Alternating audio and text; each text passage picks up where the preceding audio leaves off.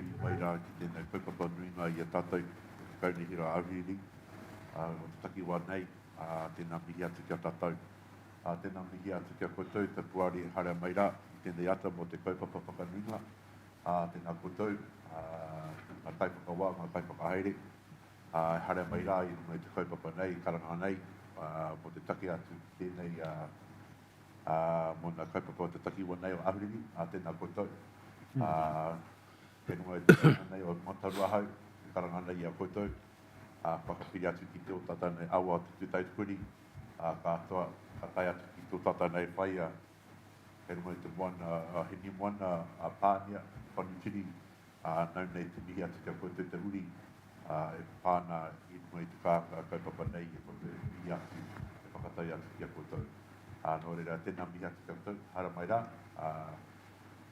Kia kaha mai o mo tēnei wā, kōrero, mo te whakarongo ana ki ngā tahi. O nā kaupapa nuinga i a tātou, nō reira, tēnā koutou, tēnā koutou, tēnā tātou.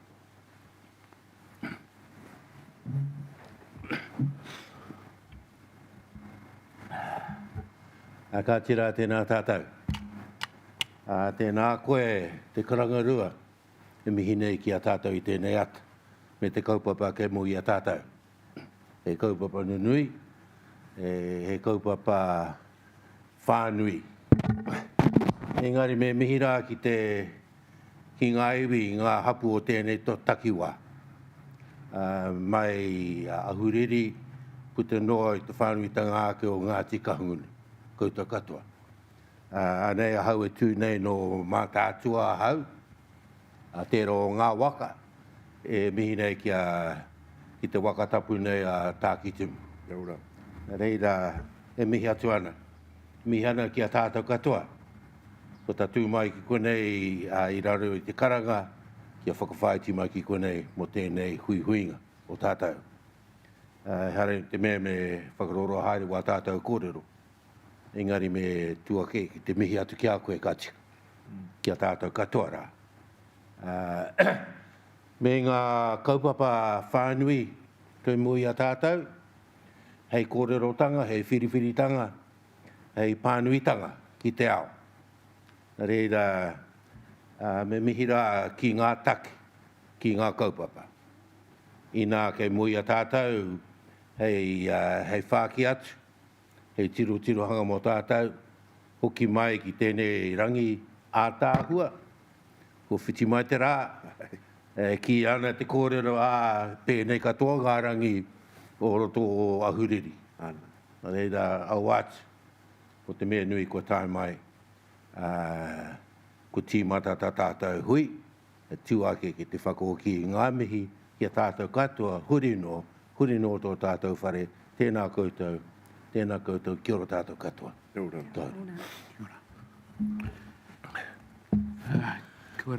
Kia ora, and tēnā koutou katoa. Good morning, everybody. This is the first of the series of hearings on submissions for the Napier City Proposed District Plan, which is a complete review of the current plan and a replacement for that. We are breaking the series of hearings into different subtopics, as you naturally have to. We have a panel of 8, I think it is, with a few supplementary commissioners. Most of the commissioners are here today. I shall introduce you in a moment. Just a few health and safety things here. The main point for the people actually in the hearing, and these hearings are hybrid, as they are these days, with both online attendance and in-person attendance. If there is an emergency, there will be sirens and bells, no doubt, and we need to evacuate via the exits here and out the front and onto the forecourt underneath the pine tree. Of course, if it's a big quake, we're all going to drop and hold until we're told to evacuate, and we go via the external stairs to the right of the Scenic Hotel up the hill here in case there's a tsunami, and that's the main thing. All the other information here I'm sure you'll sort out, like toilets and the like. Well, I'll introduce myself and then I'll turn to the panel who are here today. I am aware that Commissioner Taylor is in attendance today just as an observer. He'll be attending the hearing tomorrow on the panel. I'm Robert Schofield. I'm a planning consultant who's about to celebrate his 40th year as a planner in January. That makes me feel old. These days I do quite a bit of hearing commissioner work. My most recent one, nearest one here to Napier, was as chair of the proposed district plan hearings for Central Hawke's Bay, which just made 99% of its plan operative last week, which I attended virtually, which is a good milestone for the council there. So I am the common denominator. I am going to be attending all the hearings and chairing. I will make sure all the various issues are integrated towards the end. And if there's issues in common, I will make note of those and make sure that they're addressed and when we do have our wrap-up hearings. But I'll just introduce the panel at the moment. We have Commissioner Brown here, welcome. Commissioner Brosnan, and to my immediate left, Commissioner Van Volthausen, and to my right, Commissioner Kirikiri. So, welcome. We have a fairly full few days here. Today's topic will be sort of big overview picture kind of issues, but we will be looking at strategic direction more specifically, and tangata whenua and papakanga topics as well. It's going to be a mixture of online and in-person attendances. It's all live streamed, so it's all there, and it's all being recorded as well, I presume. Yep. In a second, I'll just turn to the reporting officers and have them introduce themselves. And they may not all be talking today, but they're here to observe and prepare themselves for subsequent days. I think that's all the thing. We did have a procedural question raised by a submitter, Sarah Chambers, around conflicts of interest. Now, there is a register of interest that's been available online where we might have some actual or perceived conflicts, and they're all recorded and our actions on those points. I myself have recused myself from hearing a few submissions from submitters I have had or still do have those contact. But it is a live thing, and we will update it if we become aware of any other conflicts that occur during the hearing. So they're available all online. Thank you. So I will look at Ms. Wilhelm and just have her introduce the reporting officers, if you don't mind. Yeah, thank you, Morena, everyone. I'm Paulina Wilhelm, the manager of city development for Napier City Council. I've been in my role for the last 7 years as manager of the policy and strategic department of the council. I have with me here Flair Lincoln, the principal policy planner, and I will introduce her and then let her introduce herself and then everybody would introduce themselves. Okay, thank you. Morena tātou. I tipu ake au I te whanganui a rotu, I tipu ake au I maru I te maunga o heipipi, I kauhoi au I te awa o waiohinganga, no ingarangi ko te rana me itaria aku mātua tipuna, kei pora iti a hau I noho ana ko Flurlingham taku ingoa, he principal policy planner aho I te Konihira o Ahuriri. Tēnei rā katoa, tēnei rā tātou katoa. Kia ora. Kia ora. Kia ora.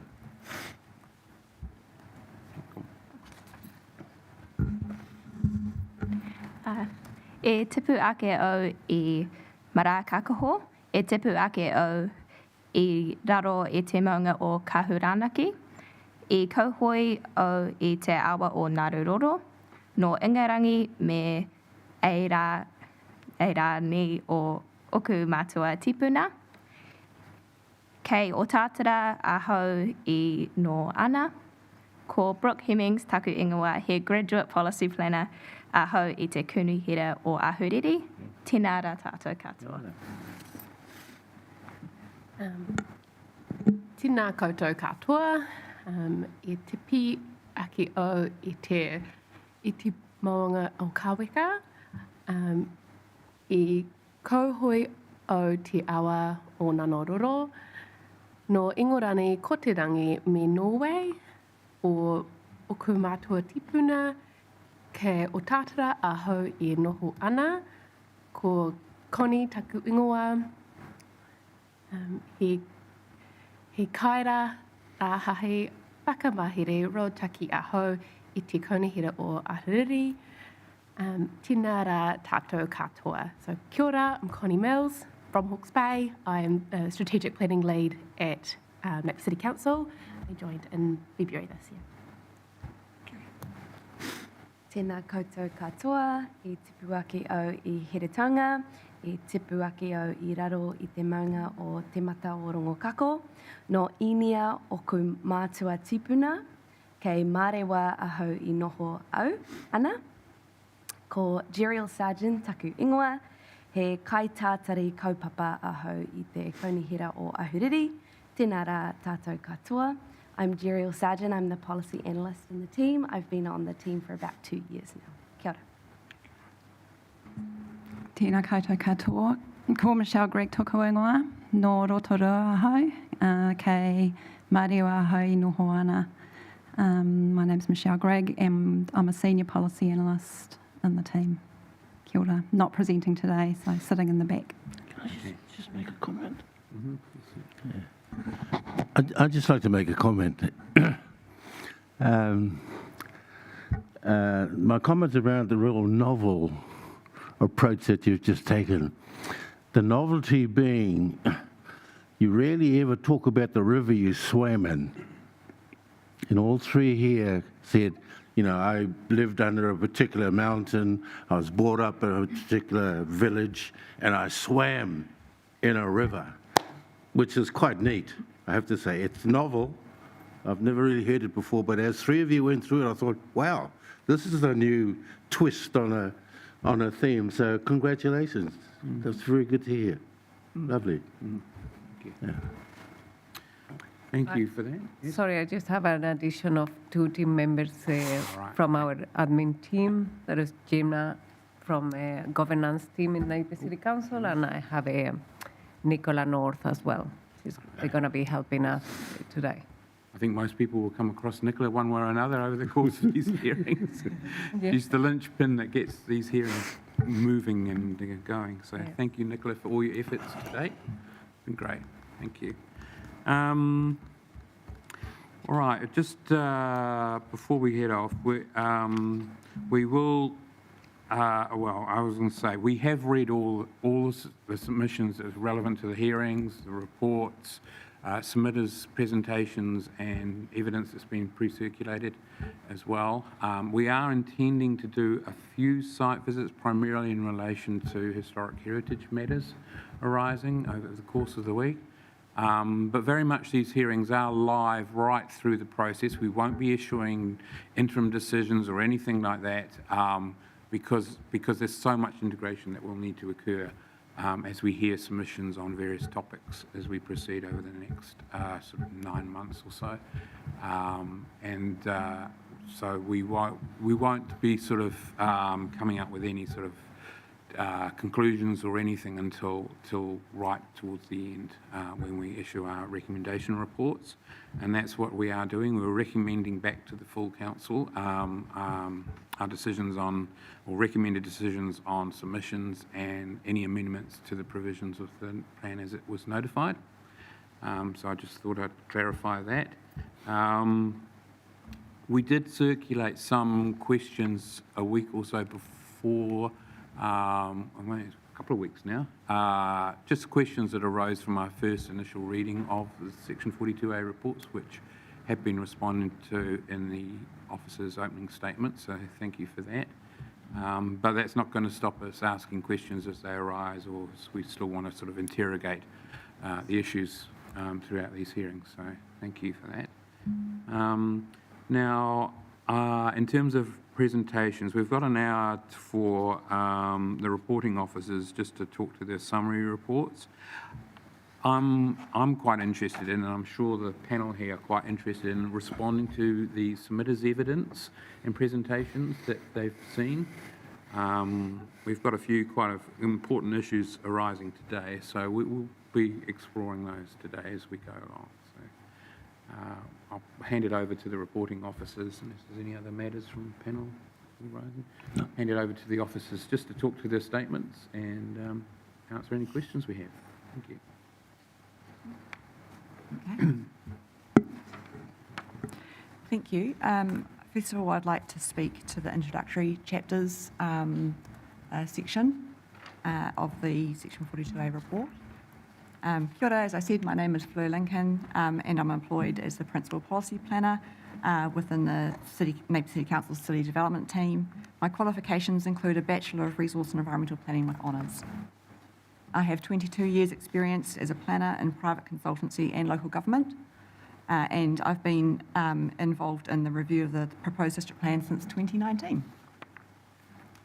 I'm an intermediate member of the NZPI and have completed the Making Good Decisions program, and although I was not involved in the drafting of the introductory chapters of the proposed district plan, I have prepared the Section 42A recommendation report for these chapters. Although this is a council hearing, I have read the Code of Conduct for Expert Witnesses contained in the practice note issued by the Environment Court in 2023, and I've complied with the code when preparing my written evidence, and I agree to comply with it in my oral evidence also. And I'd be happy to take any questions at the end of my statement. So I have only addressed those introductory chapters that have received submissions. The introductory chapters provide an important context and process-related information for the remainder of the district plan and have been prepared in accordance with the National Planning Standards of 2019. The introductory chapters that have been addressed in my recommendation report include contents, purpose, statutory contents, general approach, description of the district, and national direction instruments. There were 38 submission points and a further 7 further submissions that were received in relation to those introductory chapters. As this topic involves multiple chapters, I divided my recommendation report into those chapters. In addition to a general policy approach section that captured overarching matters raised in submissions that were difficult to place within those specific chapters. The key matters raised by the submissions include the opposition to numerous chapters of the plan due to the replacement of the RMA with new legislation based on the principle of private property rights, the need for a new chapter for contaminated land containing policy framework within rules that would sit alongside the NESCS, the National Environmental Standard for Contaminated Sites, referencing between various chapters including district-wide activities and spatial layers, and a number of minor corrections and changes to provide more context or clarification within the district plan.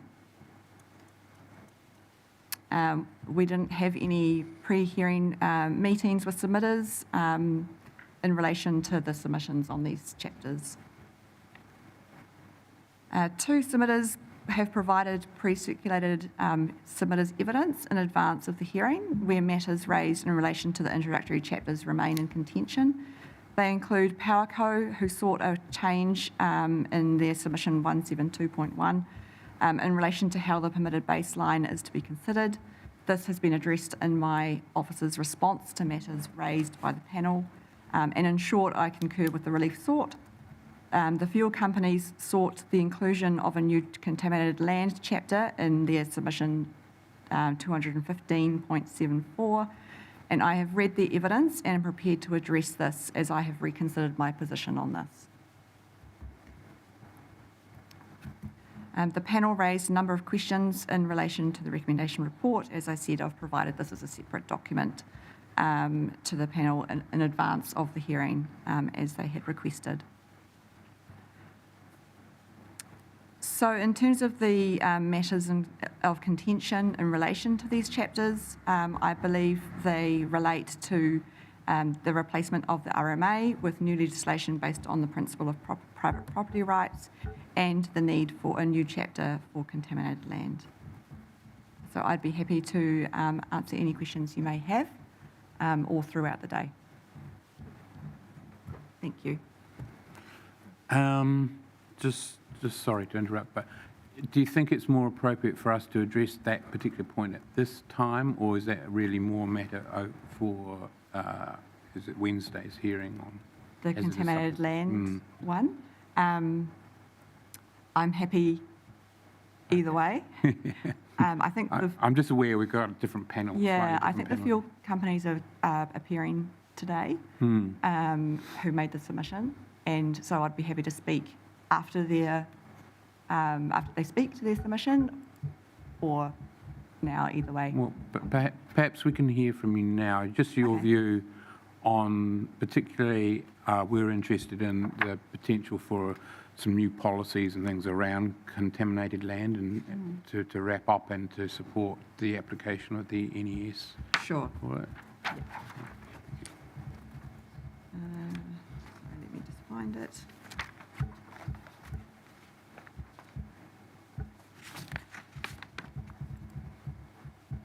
Okay. Yes, so the fuel companies, as I said, they submitted asking for a new chapter to be inserted into the district plan for contaminated land. As I said in my introduction, there is a national environmental standard for contaminated sites, which sets out all of the rules, and we have to essentially is like being inserted into the district plan as if they were part of the district plan.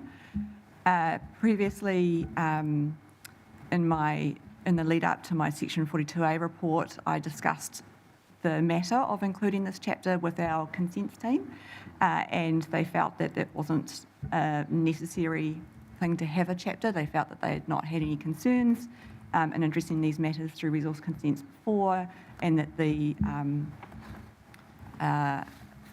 rules were quite clear, and that the information that was provided as part of the applications typically provided all they needed. Once we had received the submitters' further evidence that came through, we discussed this again with the consents team leader, and they changed their position and felt that it would actually be quite helpful to have policy direction provided for the plan users in assessing applications that were for of a discretionary nature. It would provide them with a greater guidance. So on the basis of that, we felt that their Section 32AA assessment that was provided as part of that draft chapter, which they provided to us, was we didn't have any concerns with that. We felt it aligned with our thinking, and that we were happy to accept that chapter as it was put forward by that submitter. Okay, thank you. Any questions, Ms. Lincoln? I have a couple of issues I want to just run past you. Sure. One of them is around terminology and definition. And I refer specifically to the terms mana whenua and tangata whenua. All right? Now, this has always been a vexed issue at nearly every hearing I've done, and I've done many. And that is ensuring that people understand the difference. Right? And I wonder whether in your preparation of the Section 42A report, whether or not there's a clear understanding, I guess, essentially at two places, the council and generally, and then the general public. Because if the council puts out something around tangata whenua and mana whenua that the general public doesn't understand, we're going to be talking across each other. Now, do you have a comment on that? Because I want to follow up on that a little bit more as well. Sure. Yes, so we were quite careful with our use of terminology throughout. So when we included the term mana whenua, it was in relation to, for example, the chapter for tangata whenua, mana whenua. It was in relation to, I guess, the explanation of who the mana whenua were of this place. Yeah. But that chapter also includes some sections on tangata whenua, because we have urban marae where it is more, I guess it's not a mana whenua, it's not a hapu-based sort of place.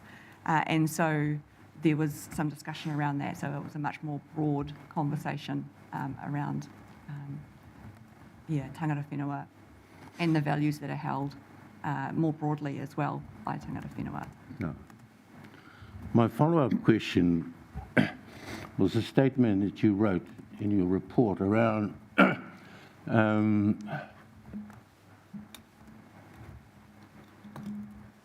on the fact that mana whenua and tangata whenua values are not broadly known. Now, I'm not quite sure what that's referring to, whether that's signifying complete ignorance of what they are, or whether there's confusion, and they're slightly different things, but they are important, I think, in the mana whenua context. And I'm concerned that the council may end up at cross purposes because you're talking about different things. Yeah. So can I just follow up on that comment that you made about those values not being broadly known? What did you mean by that?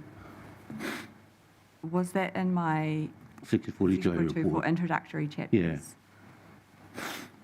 Yeah. And I think Brooke made the same observation as well in her report. Okay. I have to think about where I made that statement. It was written almost like a passing comment, but comments like that catch my eye. Do you know what paragraph? Oh, I don't. No, I can't remember exactly. Yeah. I mean, I could come back to you with an answer on that's that, fine. if that's all That's right. fine. Yeah, I just want to get a clear indication of what you meant by that. Sure. Okay. Maybe Brooke can look at it as well, because I may come back to it when we get to you. Yeah.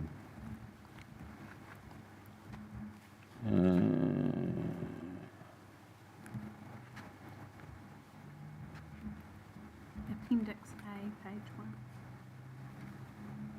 Appendix. Through you, Mr Chair. Appendix A, page 1, recognition of mana whenua values. Mana whenua values associated with the natural and physical and spiritual environment are not broadly known or understood or well reflected in resource management decision making. Yeah, it was. I sort of saw it and made a note of it, and I can't remember exactly.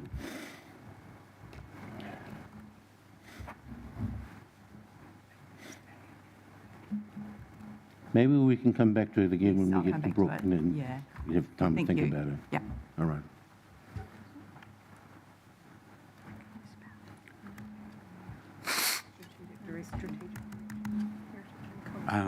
Just to confirm, just to clarify, so, Mr Lincoln, so you are adopting, sorry for the sudden change in topic, so in terms of the contaminated land thing, you're adopting the recommended policies from the fuel companies' Correct. planning evidence? Verbatim. Yes. Thank you. Yeah. Okay, this is further questions, or? Yeah, just in terms of that recommendation, maybe as part of your end of hearing reply report, you could just have a look at some other district plan provisions that do have contaminated land objectives and policies, and I'd refer you to the partially operative Selwyn district plan as an example of that, where the policies are, in my view, might be a little bit more of assistance to decision makers than the ones that the fuel companies have recommended. Sure. So maybe in reply, you can just come back with whether or not you think the fuel company's wording can be improved. Sure thing. Yeah, we have looked at some other district plans that have them, but I'm happy to look at the Selwyn District Council as well.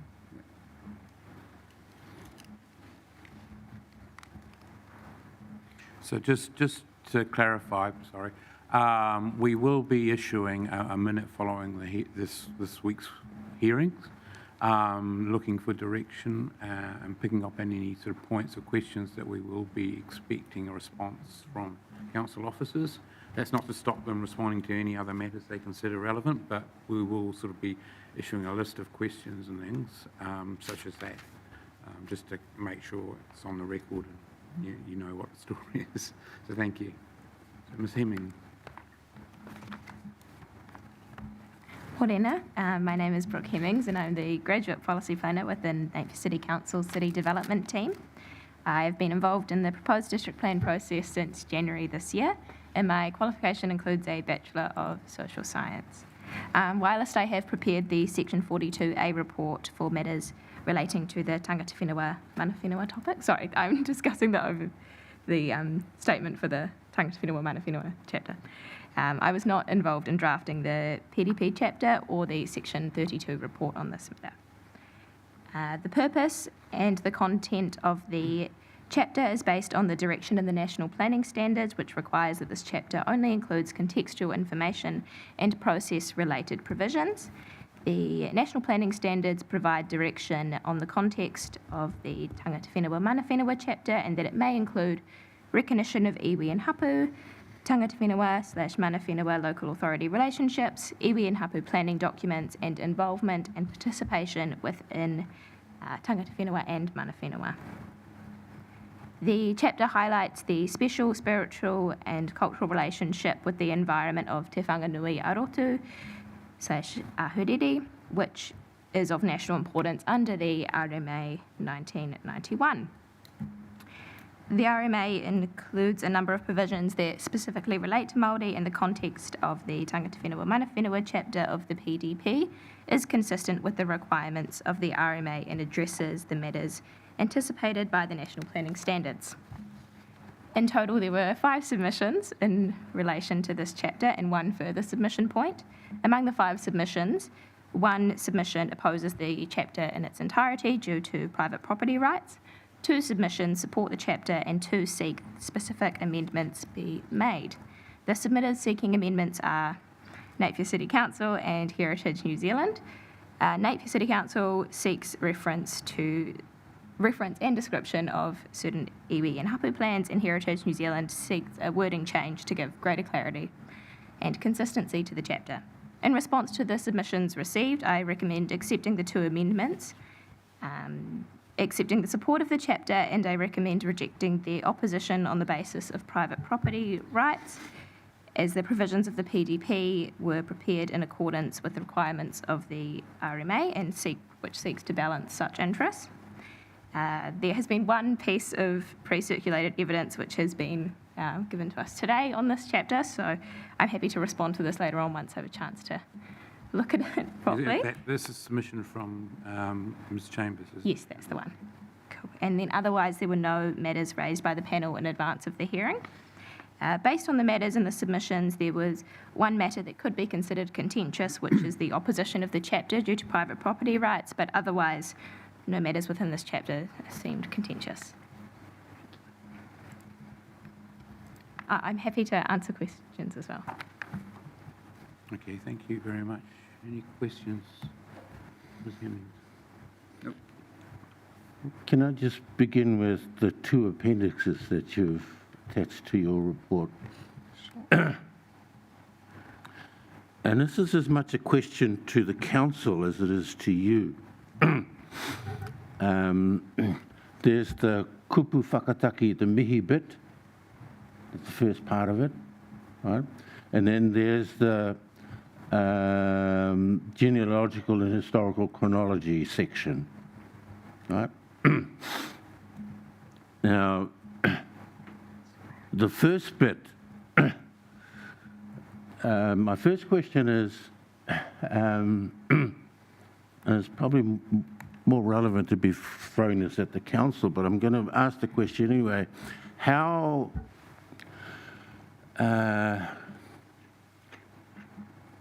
no, let me put it another way. Someone wrote this right at the very beginning, right? And if I wrote it, I'd be wary of somebody else trying to change it. Now, when I read it, I want to change it. So how precious is this to the originators of this mihi bit? Because there's quite a lot of mistakes throughout it all, grammatical and typological, that need to be fixed. And I've actually done it myself, just for my own edification. But as I was going through it, it did show that, I'm going to try and find the right word to say here, that it was written, and I don't think anyone's had a real good look at it since. And I'm not sure how long ago it was written. One of the council members might be able to inform me. But it is kind of out of date, and it does need some updating, and it needs some editing, some fairly vigorous editing, I must add, which I'm quite happy to help with. But I think if we're going to be looking at a new district plan, it needs to actually reflect more of today than it did of when this was written. And I don't know when it was written, but it does. And and I'm quite happy to share with that with whoever later on, because I feel quite strongly about it, and it needs to be done. So that's the first bit. And maybe I need to get a response also from the council as to how precious they are about who wrote this and how it was embedded into the council stuff at the beginning, because I don't want to step on anyone's toes along the way. And it's one of the issues that has to be dealt with quite delicately. You know, we didn't just walk in and just rip it to shreds. So that's first. Now the second one is that I think it's Appendix B around the genealogical and historical chronology. It's quite long, and it's very very detailed. It's also very good. I'm not criticizing it at all, because when I read it, I said, wow, this is quite full. It's the fullest I've ever seen. And I've done quite a number of these in Hawke's Bay. When I read it, I said, by gosh, this fills in a lot of gaps that I've not seen filled in most of them. I've done at least 20 or 30 hearings in Hawke's Bay already, so I know what it kind of looks like or has looked like. So I actually think that historical bit is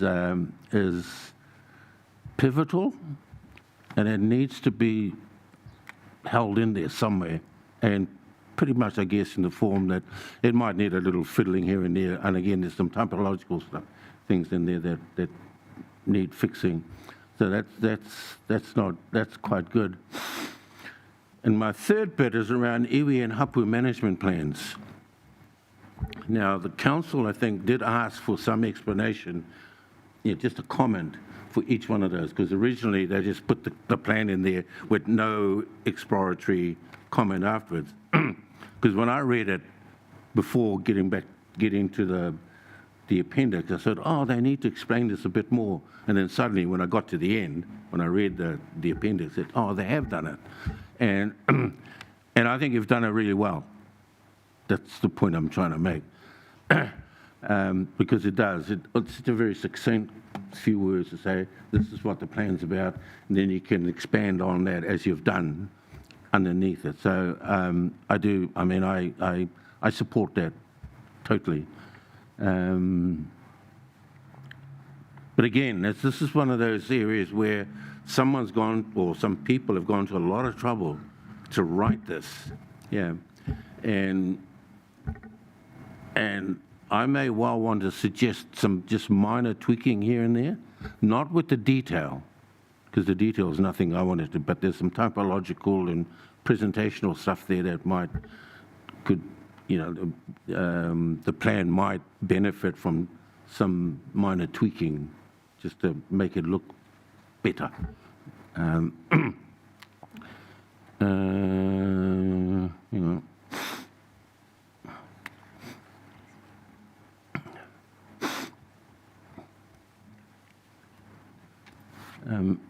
And there were no pre-hearing conferences, were there? There was no getting together. Okay.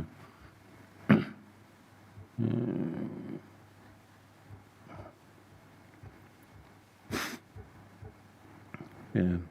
So have you now had sufficient time to reflect on the question I asked Fleur earlier on? I have had a bit of a look, but do you mind if I come back to you on that one there Okay. as well? All right. Thank you. Sorry about that. All right. Yeah, that's fine. Thank you, Mr. Chair. Just before you respond, were there any submissions wanting a fairly radical overhaul of Sorry, can you were there any repeat that? submitters seeking a fairly radical overhaul of this chapter? No. Okay. We have to bear that in mind. Okay. Actually, if I could just make one more comment. Yeah. Sorry.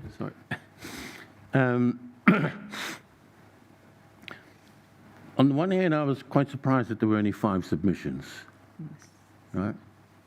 And I'm not quite sure what that's a reflection of, but I'm kind of used to seeing a lot more than 5. And I wondered whether you had any views on why there were so few? I don't know, Fleur, maybe? No, you go. Sure. Okay, I'm happy to respond to your most recent question, Okay, and then okay. I can respond to your earlier one as well, if you like. All right. Feel free to jump in. Yes. Okay, so in terms of the number of submissions, we did engage quite closely with Mana Whenua throughout the district plan, right from very early stages before we had a draft. So we did a draft which was obviously a non-statutory, very early version of what we're thinking, and we included this chapter in the draft. So from the very beginning, we've been engaging with Mana Whenua on this chapter and providing them plenty of opportunity to have input into that and to make any changes they wish to see. And so that may be reflective of why we didn't receive too many. So you must have done a good job.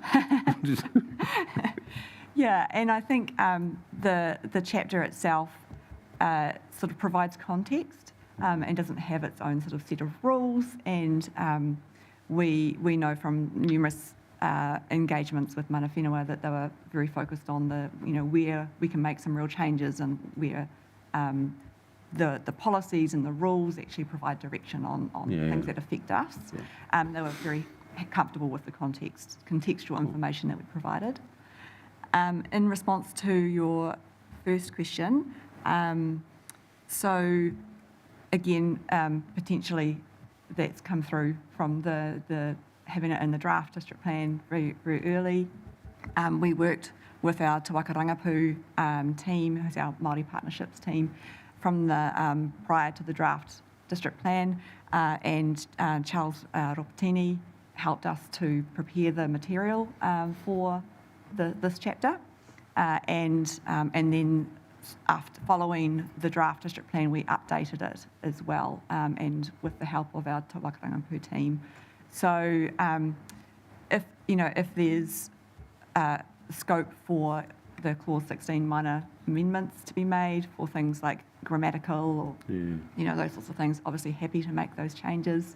I don't think there's any preciousness, but I think if we were really changing any substantive changes, I would say that I'd probably want to have quite a lot of involvement. That for 1 minute. Yeah. But yeah, any kind of grammatical, the way, those sort of Clause 16 minor amendments, happy to make those changes. All right. Thank you. Thanks. Thank you. Chair. Question. Kia ora through the chair. just following up, just so I've got it really clear in my mind, who did draft the paper? Was it council staff in conjunction with, or who did draft the history and the statutory context bit, sorry?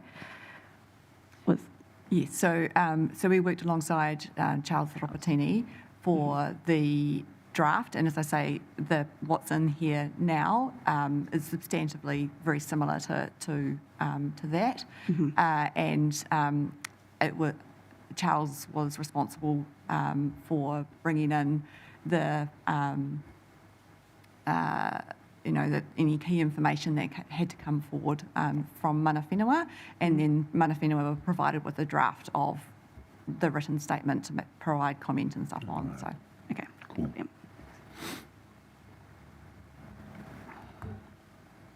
Okay, thank you. Thank you, Ms. Hemmings. Yeah. Kia ora. I'm Connie. I'm doing the strategic direction chapter. If it's okay, I'll just skim through my summary statement. Okay. Yeah. Everything's on the website as well.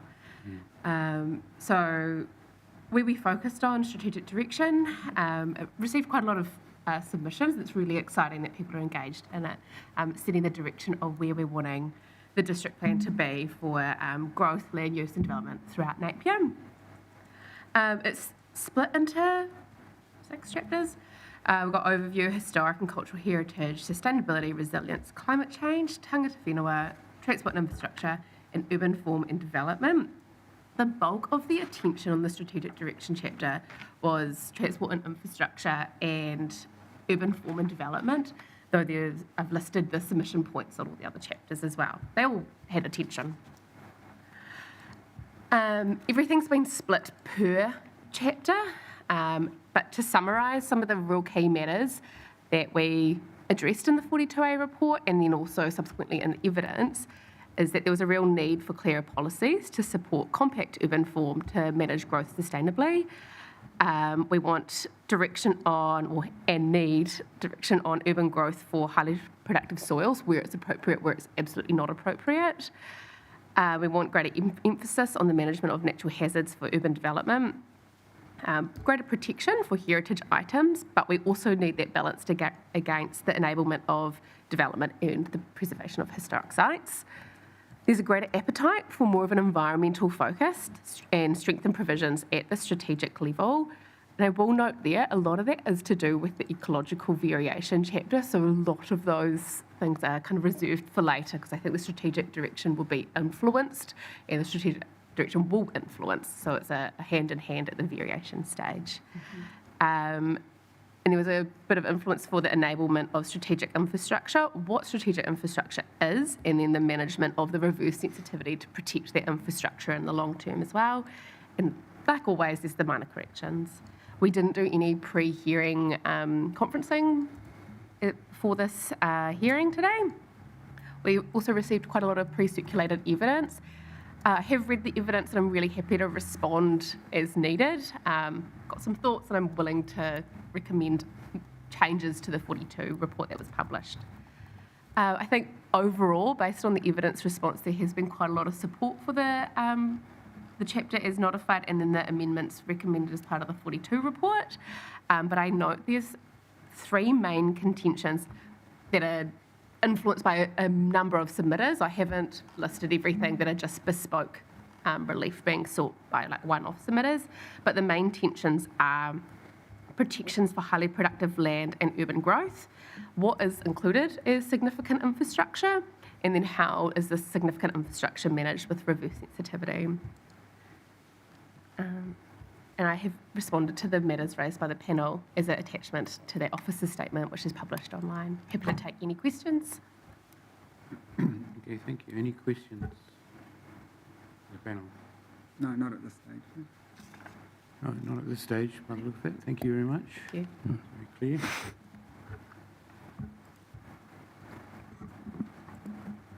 Finally, lucky last. Kia ora, I'm Jeriel. I'll be speaking to the Papakainga chapter. My name is Jeriel Sargent. I'm employed as a policy analyst. My qualifications include a Bachelor of Business Studies and a Master in Public Policy. I have 2 years' experience working in resource management policy, and I've been involved in the review of the PDP since 2022. I was involved in finalising aspects of district-wide matters, but I wasn't involved in the drafting of the Papakainga chapter. I have worked closely with Ms Fleur Lincoln, who prepared the chapter and the Section 32 report, and have prepared the Section 42A in collaboration with Ms Fleur. So an overview of the topic, the protection of Papakainga development on ancestral land is a key focus under the RMA, recognising the relationship of Māori with ancestral lands, water and cultural sites as a matter of national significance. The provisions in the plan are structured to support and regulate communal Māori housing on both Māori freehold land and general lands with verified ancestral connections. The policy framework aims to enable Papakainga development while ensuring adherence to health and safety and amenity standards. The rules and assessment criteria are also designed to support quality development and achieve the chapter's purpose. In assessing the submissions for Section 42A report, I consider that the chapter's purpose remains to increase affordable quality housing on Māori land, reducing costs and regulatory barriers to help tangata whenua reconnect with their ancestry, live by Māori customs and strengthen communal and intergenerational living, and to give Māori landowners greater control over land while honouring their traditional knowledge and boosting economic resilience through shared land ownership. In regards to matters raised in submissions, a total of 5 submissions on the chapter were received. They raised 20 submission points and additional 23 further submission points. This includes points relevant to the definitions chapter. Key matters included enabling Papakainga development, the standards for development and fire safety provisions. I do note that we had 2 submitters provide evidence that includes Mana Ahuriri Trust and FENZ, Fire and Emergency New Zealand. So submitters, including Mana Ahuriri Trust, requested broader policy amendments to allow Papakainga development on general land without requiring Māori land tenure distinctions, enabling development across all land titles with ancestral connections. Additional suggestions included clarifying the definitions to incorporate communal and commercial elements and aligning with rules and standards for better facilitation. I recommended partial acceptance of these requests where they provided greater flexibility without compromising the chapter's primary purpose of enabling culturally appropriate development. In response to my report and recommendations, Mana Ahuriri Trust has submitted further evidence requesting reconsideration of all original relief sought. Mana Ahuriri Trust seeks to remove land tenure requirements in the rules, making Papakainga development a controlled activity across more zones. And they note that current tenure-focused approach complicates the consent process and deters development, especially given Napier's urban character and limited Māori land. Submissions sought modifications to standards such as minimum site size, privacy distances and building coverage. Kāinga Ora and Mana Ahuriri Trust advocated for more flexible minimum site standards to encourage denser, efficient developments, proposing aligning building coverage and height standards with those of the surrounding or underlying zone. My recommendation was to accept these points in part, allowing for the chapter and its provisions to meet the current urban needs while supporting the unique characteristics of Papakainga. Like I said, MAT has provided submitters evidence noting that while my report partially recommending aligning standards, which was supported, MAT considers that the concerns over the retention of open space and privacy standards, noting that these would reduce the effectiveness of other changes that I recommended. They also note that the MUZ, the mixed-use zone height standard, does not match the underlying 24-metre height standard, which they recommended aligning, and I do accept that that was the intention of the recommendation, and that was an error in the writing of the report. Fire safety provisions, FENZ supported the inclusion of fire safety provisions, but recommended additional standards for water supply, particularly for non-reticulated sites. Some submitters expressed concerns over regulatory gap, noting that fire requirements would be addressed during the building consent process. Where necessary, I recommended accepting fire safety amendments to ensure the provisions are covered, if not addressed by other regulations. I have read all the submitters' evidence and am prepared to respond to any questions or matters raised.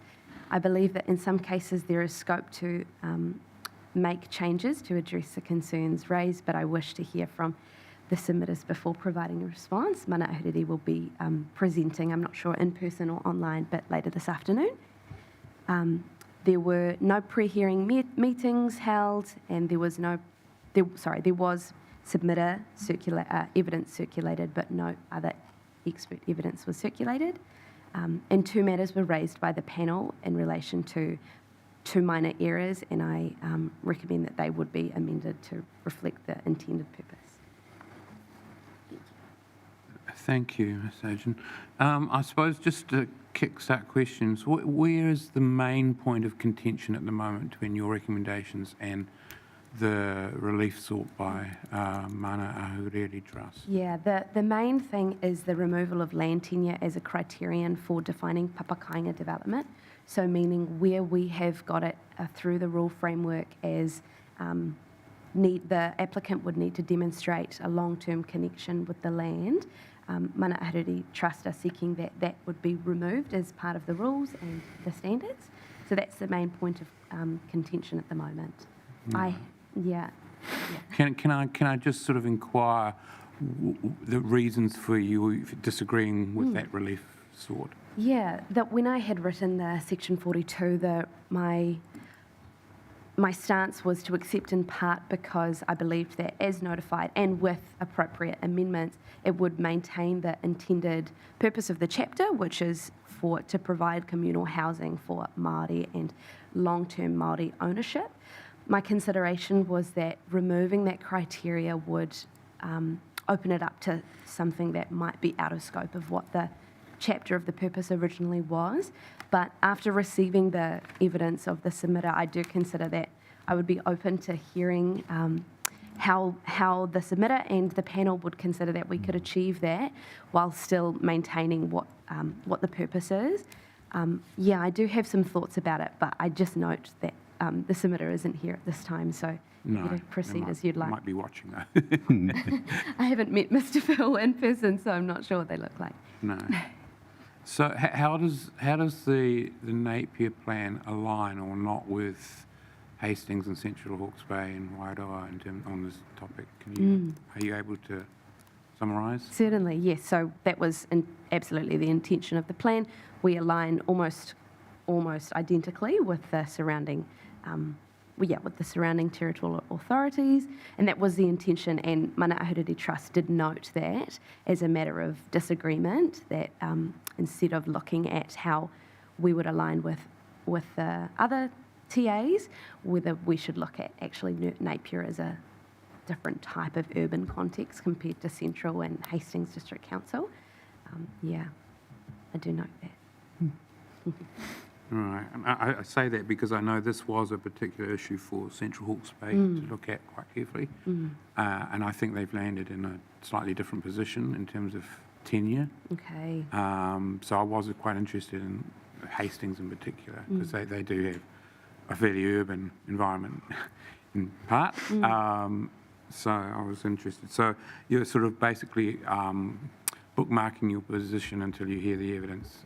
And I noticed we've just got the presentation from the Trust that's just arrived in our emails as well. Okay, wonderful. That's right. That was my position, if you think that's right. Happy to answer any indicative questions and share where I'm kind of standing, but I would prefer to wait if possible. Okay, thank you. Any questions from the panel? No, not at this stage. Has the issue of expanding papakainga housing beyond housing been an issue here? By that I mean, I'm aware in other areas that some people are arguing that papakainga housing ought to be able to be used for commercial undertakings and stuff like that. Is that an issue here? Is that something that... That's right. Mana Ahuriri Trust did raise that as part of their, not through the submissions on the chapter, but in their definition, they sought to expand the definition to include commercial activities as well. So that is something that's come up. So we might hear from them this afternoon, they might come up there. The other question is around general land, And in your evidence, you refer to the fact that there's not much Maori land here in the Hawke's Bay area, in Napier in particular anyway, so this may not be quite a key issue and which is why I think Manahuriri would be arguing that this ought to go beyond just Maori land. We ought to be able to bring general land into it. What's your take on it? I think I know what it is, but I just want to... Yeah, the expansion into general land, I do think it is a plausible method, and I think it would be important to re-look at the whole chapter's provisions, because any change to broadening that scope to general land would actually change quite a lot of the policy framework. I think a key consideration is that would enable, even though we don't have general land right now, or we don't have a lot of Māori land right now, there is in the future that could expand, and there could be more general land move into Māori ownership, and I think that's why it would be important to see whether the community and the panel think that it's appropriate to broaden that scope. I do think it's a possibility. I think it would change the nature of the chapter a lot, though. That's my stance. Yeah. I suppose just as a follow-up to that,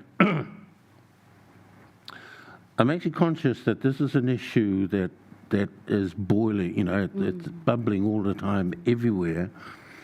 And I'd be surprised if it didn't come back here as an issue for further discussion from what's being discussed elsewhere. I mean, I've just done another district plan thing, and that was a key issue. But they were saying, well, what's everyone else doing? Which is a follow-up partly to the chair's question around, how does this align with Hastings and Central Hawke's Bay, which is quite key because I think one of the risks we run is that if we're all in various regions doing something quite different, and the potential for that to happen is not insignificant. Yes. I mean, one regional council may look at it quite differently, and another regional council said, well, actually, no, we disagree. Yeah, and it becomes quite, and it potentially becomes quite, because Papagoing housing at the moment is quite messy, very messy, because there's misunderstandings, there's whatever the word is. Comment also. Yeah, sure. I was just going to say, a part of our preparation of this statement is we have actually been, and Fleur might have extra to add, we've been talking to Te Puni Kokiri and Ministry for Environment, and they have indicated that they're seeking to provide some national direction across the board, but it's very early stages, so that is something for the panel to consider, that there is a desire to provide national direction, to provide some consistency across the country. But obviously it's not ready at this stage, and so it wouldn't inform any decisions that were made today. Did you have anything to add? Yeah, thank you. That's certainly one of the questions that they're grappling with at TPK and MFE is around land tenure and where do these provisions apply to. And I think you'll hear in the presentation from the submitters this afternoon specifically about that. So we do have a general idea of the direction where it's heading, but because it hasn't yet gone to the minister, it's too early really to know for sure what approach is going to be taken. But we do have a general idea, and it's certainly something that they're grappling with, and particularly around if it's the scope is extended to, for example, the treaty redress land, which in this case in Napier is very important because we don't have a lot of traditional Māori-owned land, but there will be a lot of redress land that will become available. So, I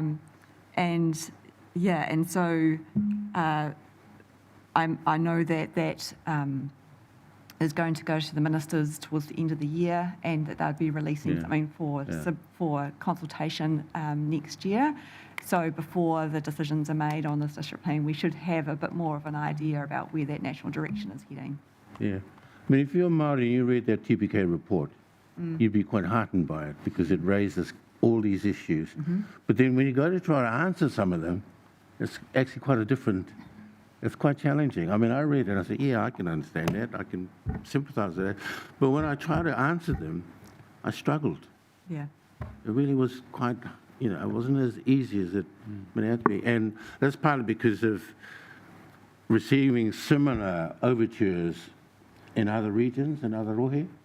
They're all saying the same thing, and yet no one can really come up with a definitive answer that sort of makes everybody comfortable, including non-Māori and the political system. And in the end, it may well be the politicians who decide it, but yeah, and that would be scary. Yeah.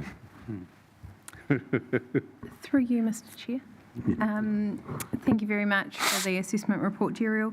Are you able just to step me through your assessment of, I think it's the Kāinga Ora submission in regard to building coverage? So I just wanted to make sure I understood your assessment correctly. So they have made a recommendation that we adopt the underlying zone building coverage, and you're agreeing with that in principle with the exception of some specific zones, is that correct? That's right. We have sought to align it with our zones that are already quite dense, which is the 3 that I've listed, with the addition of the mixed-use zone, which wasn't included. Thank you. And we didn't receive any further submissions on that point after your assessment, did we? Thank you. Thank you, Mr. Chair. Thank you. Okay, thank you very much. I'm just aware of the time, so we will move on at this point in time to our very first submitter. So, Ms. McFlynn, do you want to come up? We've brought the table a little bit closer to us because before it was way back, so, but it's still quite a distance, so apologies for that. That's fine. So we have received your written statement of evidence. Circulated. Thank you. Excellent. Thank you. So just introduce myself. I'm Angela McFlynn. I am a planner and director of McFlynn Surveying. I won't read through my evidence. You've obviously read it already, but just to summarise. So I don't live or have an office in Napier, so my interest in the Napier District Plan is purely from a giving advice to clients and having to apply for resource consent, so implementation.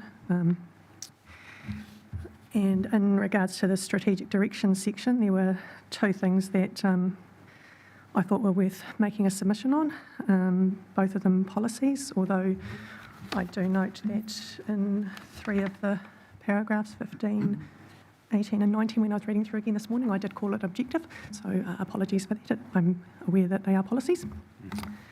So the first one was the strategic direction for urban form and development policy 3, which I'm going to have to put my glasses on because I can't read, which is, as notified, was to avoid urban rezoning of highly productive soils, I believe. Yes.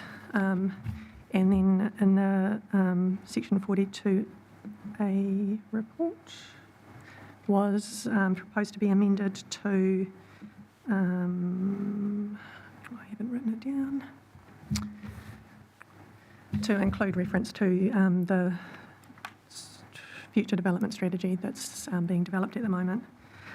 Just a little bit concerned with including reference to that document, primarily because it's inconsistent with where national direction is heading, and also failed to include in there. It's actually also inconsistent with the current national policy statement for urban development, policy 8 in particular. Local authority decisions affecting urban environments are responsive to plan changes that would add significantly to development capacity and contributing to well-functioning urban environments, even if the development capacity is unanticipated by RMA planning documents. So I think the National Policy Statement for Highly Productive Land provides enough protection for those productive soils to prevent it being rezoned inappropriately. I don't think it's necessary to also extend that to a future development strategy, which its primary focus is to make sure that there is sufficient development capacity and guide council's infrastructure planning decisions. The district plan shouldn't be used to try and prevent other land from being rezoned where it might be proven to be actually quite suitable. And if the owners of that land are prepared to provide that infrastructure and do that work themselves. And then the other one, policy 7. And my main concern with policy 7 is it's inconsistent with the objective and the actual rules. I think it's more restrictive than the rules. And I just think it should be a little bit more consistent so that if we find ourselves in a position where we need to apply for resource consent, the policy is not saying, well, you shouldn't actually be allowed to do that. If it was only slightly different, the rules would allow it as a permitted activity. Not really too much to say on that, just want some consistency so when I come to apply for resource consent, it's easier.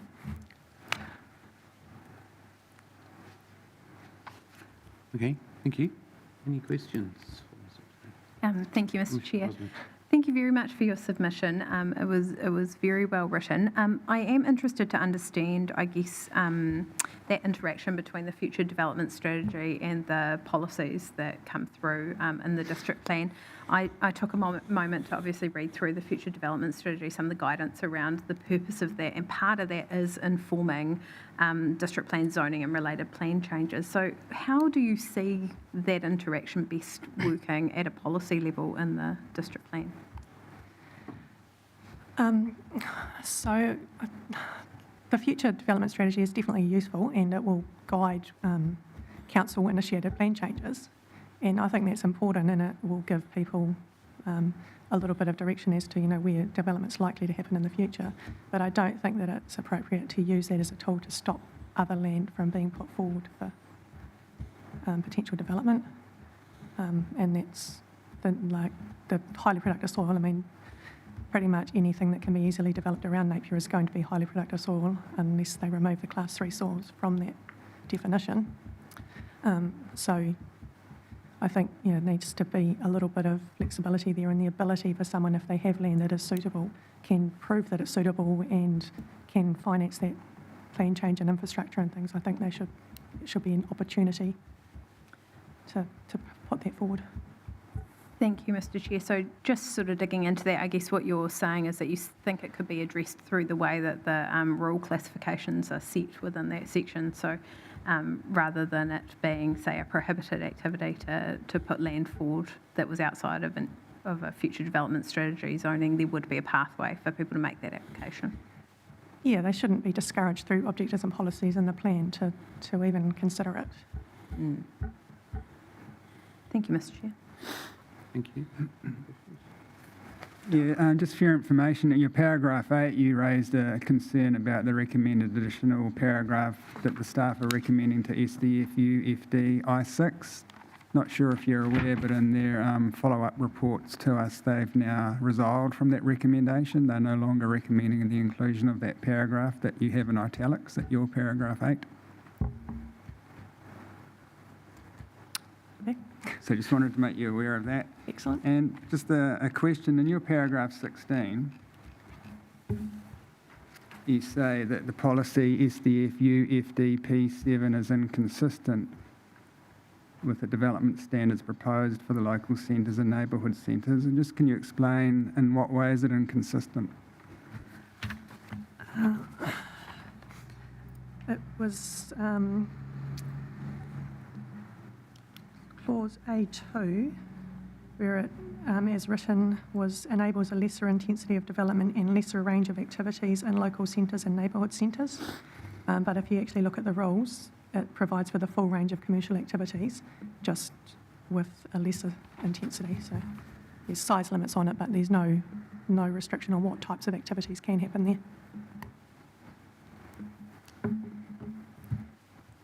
Thanks, Robert. Thank you. Question? No.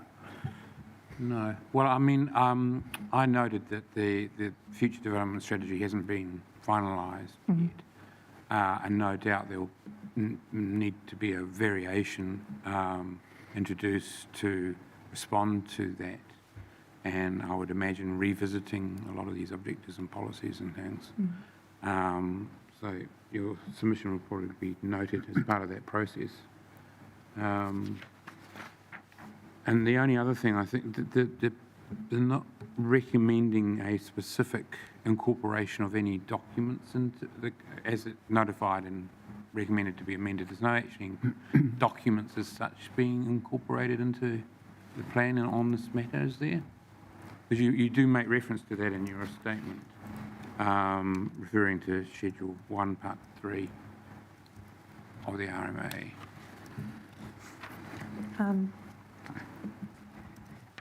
But as I read the overall thing, that there's no actual incorporation of any document as part of the plan, if you know what I mean. I mean, yeah, no, it's more referred to kind of, yeah. But the way that it was referred to was kind of, Right. unless you meet with us, you can't do that. Which, yeah, just, I'm a bit cautious of. Yeah, fair enough, thank you. Yeah, unless there's more questions? Yeah, just one. Just for the officers, in terms of your reply report that you're going to provide to us on the issues raised in this hearing, obviously rules are intended to give effect to the policy. So if you, in your reply report to us, consider that the notified wording of SDF UFD P7 is appropriate, can you then consider whether or not there's scope within submissions to make sure that the rules actually give effect to that policy?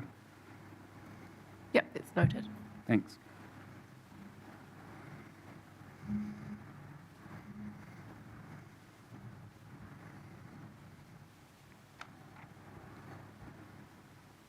Thank you. Thank you, Ms. Flynn, for being number one. Thank you for the opportunity. Great, thank you. Thank you.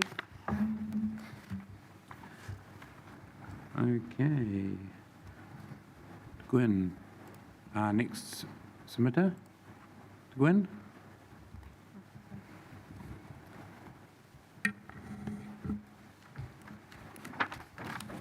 Excuse me, Chair. Mm-hmm. Can you just bring your microphone a little bit closer? A little bit to your closer? face when you're Okay. speaking? Thank you. Hopefully that's okay. You've got to be quite close. I was just going to say that we can't hear. All right, at the back. Okay. Duly noted. Oh, welcome. We've read your submission and the additional points you've made to that. So the floor is all yours. Talk to the main points to your submission. Thank you. And thank you for the opportunity. There are often problems, I find, in local government where someone who may want to make a submission is starting from a different viewpoint or starting position from those who are making decisions. And I found myself in this position on this occasion. If I refer to where I finished up, which is my final paragraph,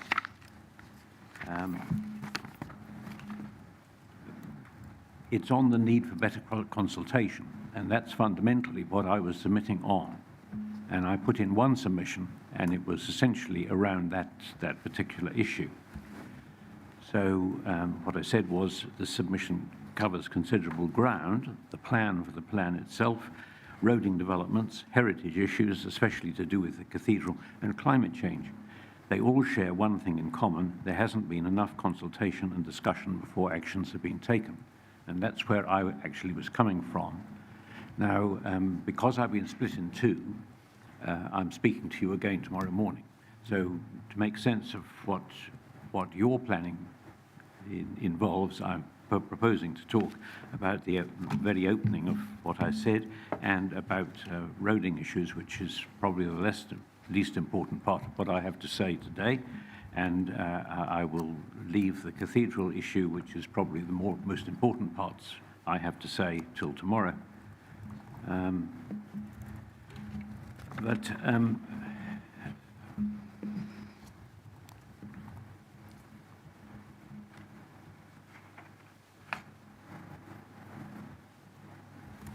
When I started off to produce something for the plan, to do the submission, what I particularly wanted to know actually was Council's vision for what Napier would look like in 30 or 40 years' time.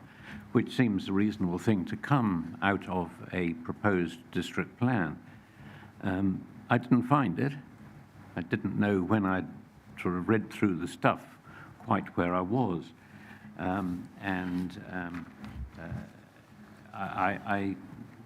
I've always been concerned about this particular problem with these different starting points. At the end of the day, I finished up with a opening part which I'd never intended to actually write on. But I'd realized as I'd done some homework and gone to the library and tried to sort out where I was, that I was quite confused, and I've got an academic background which shouldn't have left me confused, I didn't think. I thought it would be quite difficult for people to make submissions if they didn't have much of a background faced by what they had. So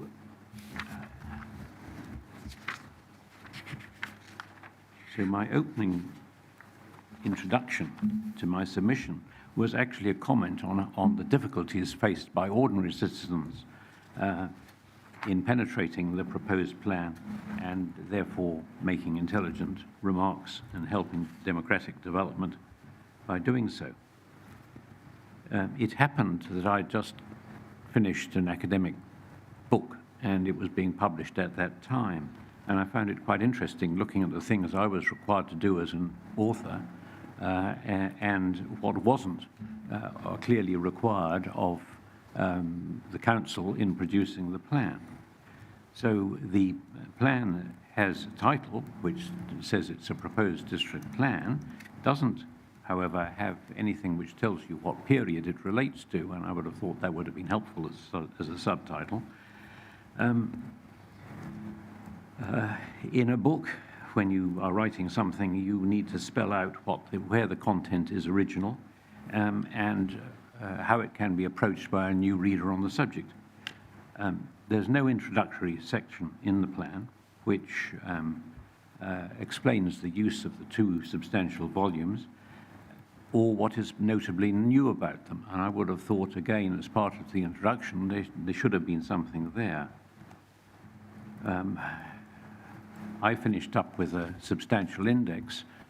You have two large volumes, there's no index, and I found it quite difficult working out what was where, and indeed so did the librarians at the Napier Library who gave me some assistance. I think if you've got that degree of substance in the plan, I think you need an index or at least a detailed contents plan, and I think it should be a priority because it's surely important that these things can be read by ordinary men and women in their households and understand what it's all about. I find it difficult.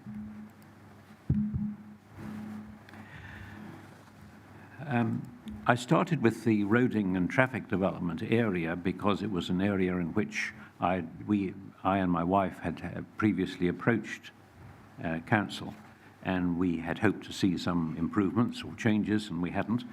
And in particular, what focused my attention, because in the course of the last couple of years, my wife has had operations for hip replacement and a knee replacement to do with the form of sleeping policemen that have been introduced in Napier, which consist of very rough bars which hurt her, substantially hurt her as we went over them. And I objected to being asked to pay rates to do something which was hurting my wife. So I put in my submission here a couple of questions.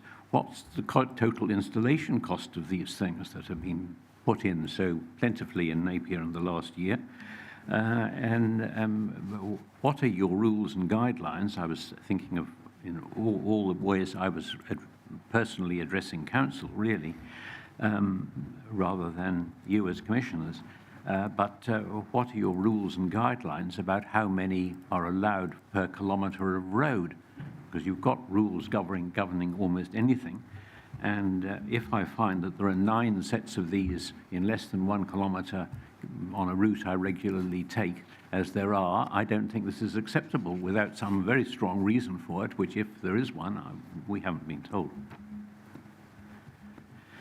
What we are told about the transport provisions in the plan is that they're intended to support a functional, safe and efficient network which contributes to economic well-being and quality living environments. Now, the problem I have with that is the inclusion of the words "the quality living environments," because frankly I don't think they've improved the quality of our living, and I doubt they'd be improving the quality of many other, particularly older people, and we've got a lot of them in Napier, who wanted to try and use the roads that much. So we didn't accept that this is producing quality living environments of the sort we wanted to see encouraged.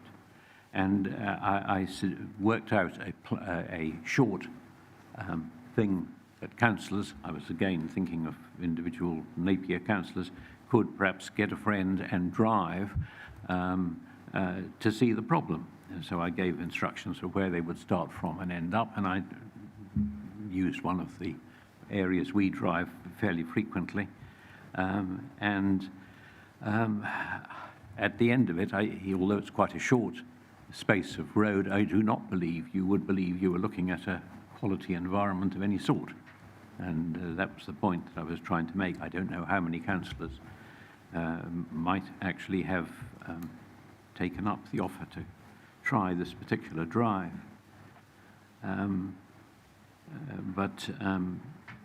Our disability strategy, quite rightly, I think, emphasises that Napier should be a city for everyone. And my wife and I are in our 80s, and having watched her suffering on this, I find it a bit difficult to relate this to my particular experience. The 2020 strategy identified 1/5 of Napier's population as being aged 65 or more. And of that group, 56% live with a disability. So I think this is not a small minority you're talking about. It's a substantial number of people who need transport and need to be able to drive out away from their homes. By 2038, we're going to be talking about 38% of our population.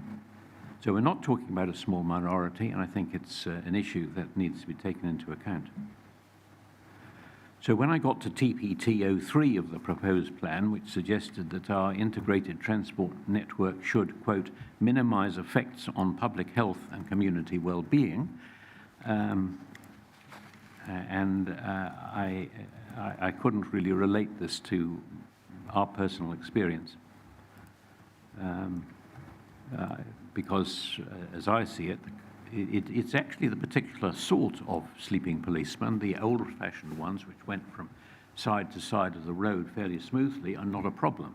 But these short things, which you can't avoid, and they're bumpy, jerky, and nasty. So that was the point that I was trying to make there.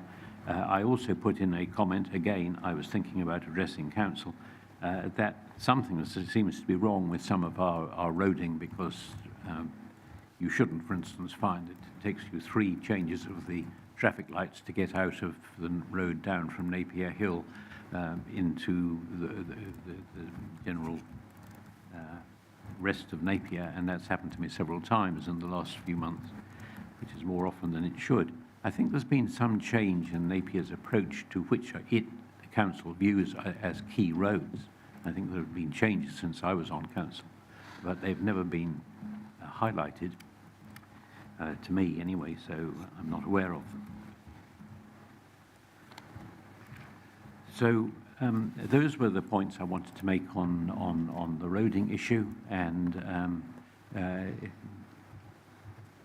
I will leave these other more fundamental matters I would like to take up till tomorrow, I think.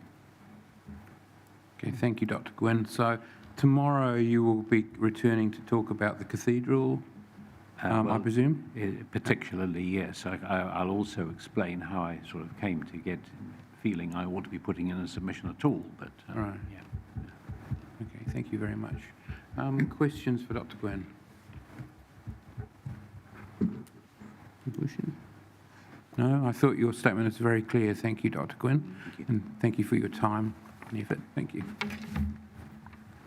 Okay, the time is 10:30. We will be taking a half-hour break until 11 o'clock when I think Hawke's Bay Airport before us. So in the meantime, please take a break yourselves, and we'll resume the hearing at 11 o'clock. Thank you very much.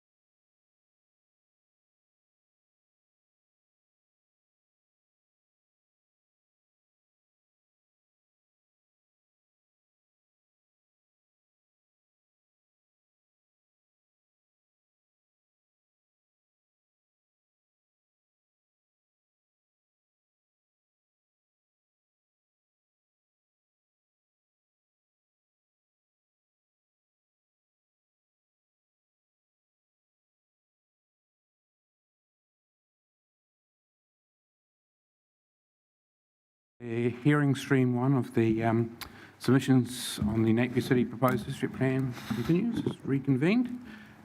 We welcome Hawke's Bay Airport to the hearing. I think this is going to be the first of a few attendances, so welcome first time around.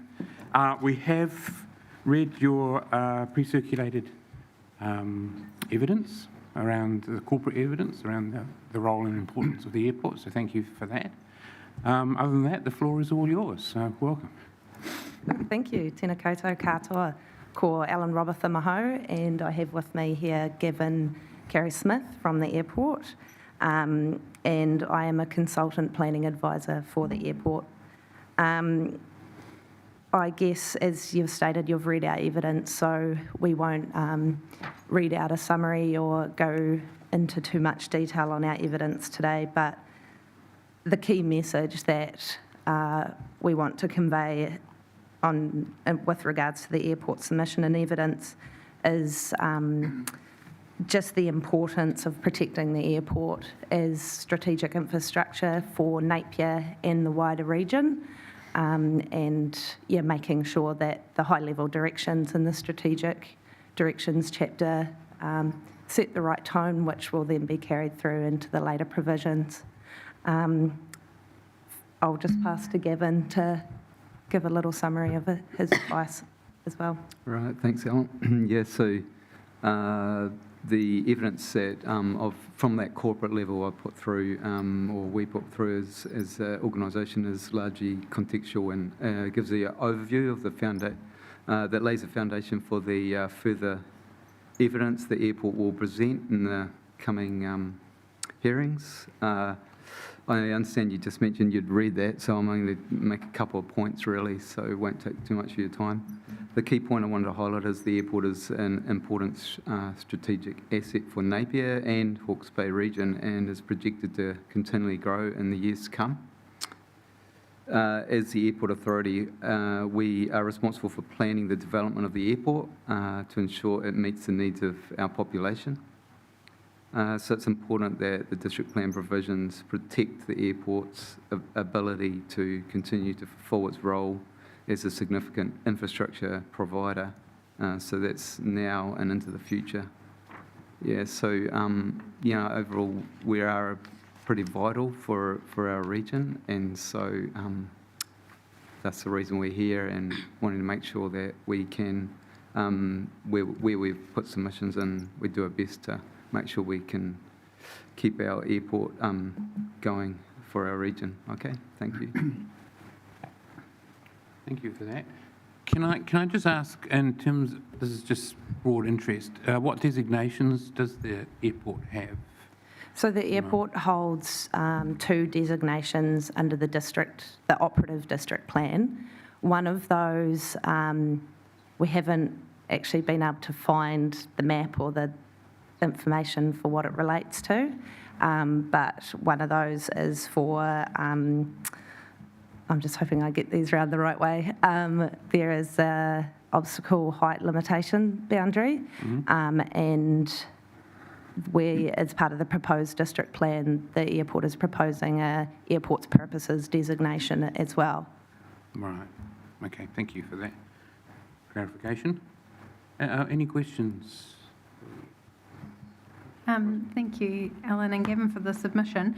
One of the oppositions to the amendment to the strategic objective, including the airport, which was covered off in this part of the process, was Kāinga Ora considered the intent of the objective vague, given that incompatible development and activity is not defined or clarified. Have you had a chance to consider that? Which strategic objective are you talking about, sorry? This was Kāinga Ora opposes the support expressed by you in your submission around the strategic objective of adding the airport to its TI-04. TI-04, sorry, I'm just going to flick to my evidence so I can see the wording. There we go.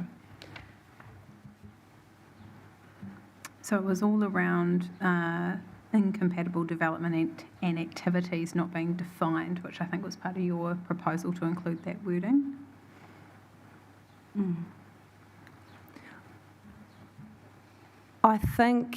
I guess as a starting point, I don't really understand why they consider that to be an issue. I think incompatible activities, it doesn't really need to be defined. I think as a layperson, it's an easy thing to understand what is going to be incompatible with an existing activity, and that will differ between different types of strategic infrastructure. For example, in the case of the airport, one of the key incompatible activities is residential activity within the air noise overlays, whereas for a different type of infrastructure, it might be earthworks within or under power lines, just as an example. So I don't think it would really aid to further define what an incompatible activity is. I think that would risk locking the district plan into unexpected outcomes arising from a definition that's too narrow or too broad or just ultimately unhelpful. Thank you, that's helpful. Thank you. Questions? Yeah, Mr. Kerry Smith, found your evidence interesting and helpful, so thank you for that. And note the issues you raised are not dissimilar to issues that other airports raised before us in similar hearings, business land expansion, bird strike, runway extensions, etc. One issue I was interested in just hearing an update from, in terms of the solar farm that you discuss in your evidence, where's that at? Well, it's with Manawa Energy, or now Genesis Energy, I believe, but we're in partnership with Manawa Energy and have been for the duration for some years now. So the actual project lies with Manawa Energy, right, and they're going through as my understanding, the consenting process required for that. Obviously, we're keeping tabs on that, but we're not driving that project. Okay. It is still very much on the cards, and but it doesn't or have any effect on our normal operations of the airport. So, is that enough information at the moment? Yeah, I was just curious about where it was at in terms of it's still there. They did look at the fast track options through the government, but that was not that didn't get accepted. But right, they at the moment it's looking through how the consenting process will go. Yeah. Okay, Ms. Robotham, I've just got several questions for you, which I'll lead you through one by one. The first one's at your paragraph 5.6.2, and it just refers to the designation issue that was just discussed. It's really just, have the Napier City Council themselves been able to assist with finding out where that designation applies to? No, and so as part of the airport's original submission, they requested that that designation be rolled over until we can figure out what it actually applies to. Right. Okay. And my next question is at your paragraph 6.9.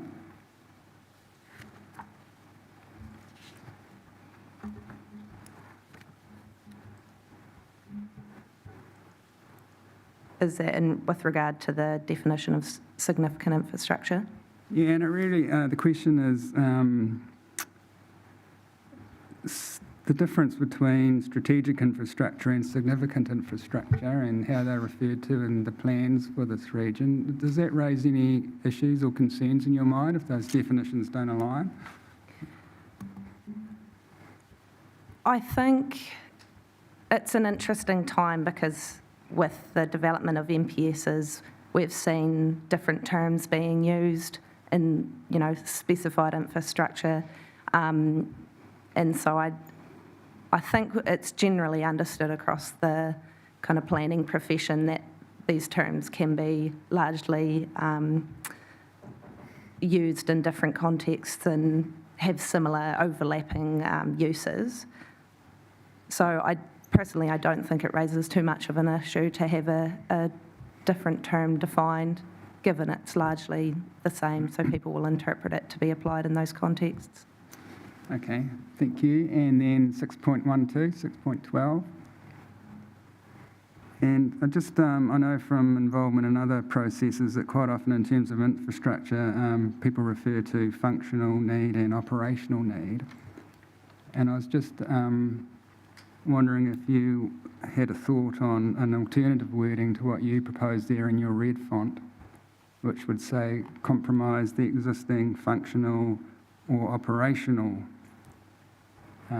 needs or result, etc. But to roll into that an emphasis on functional or operational needs, do you think that would assist? Just as a matter of clarity, sorry, the wording at 6.12 is the section 42A report officers. Mine is at 6.14, but I do think your wording would help clarify, and I think it would be consistent with other changes throughout the chapter regarding operational and functional needs. So are you happy to give some further consideration to that and do a little bit of wordsmithing and come back with some amended wording for our consideration? Yep. And if that could just be provided to our hearings administrator, Nicola, who's sitting at the back there.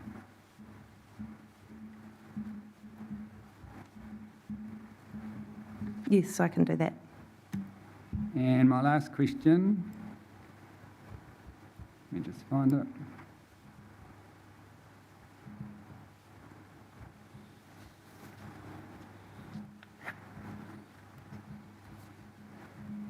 Now, it's at 6.30. Now, I know this will be covered in a later hearing in more detail, the noise hearing, but I was just interested where you said you understand none of the areas outside of the urban limit currently readily anticipate activities sensitive to aircraft noise. Just wondering if you could explain what you meant by that.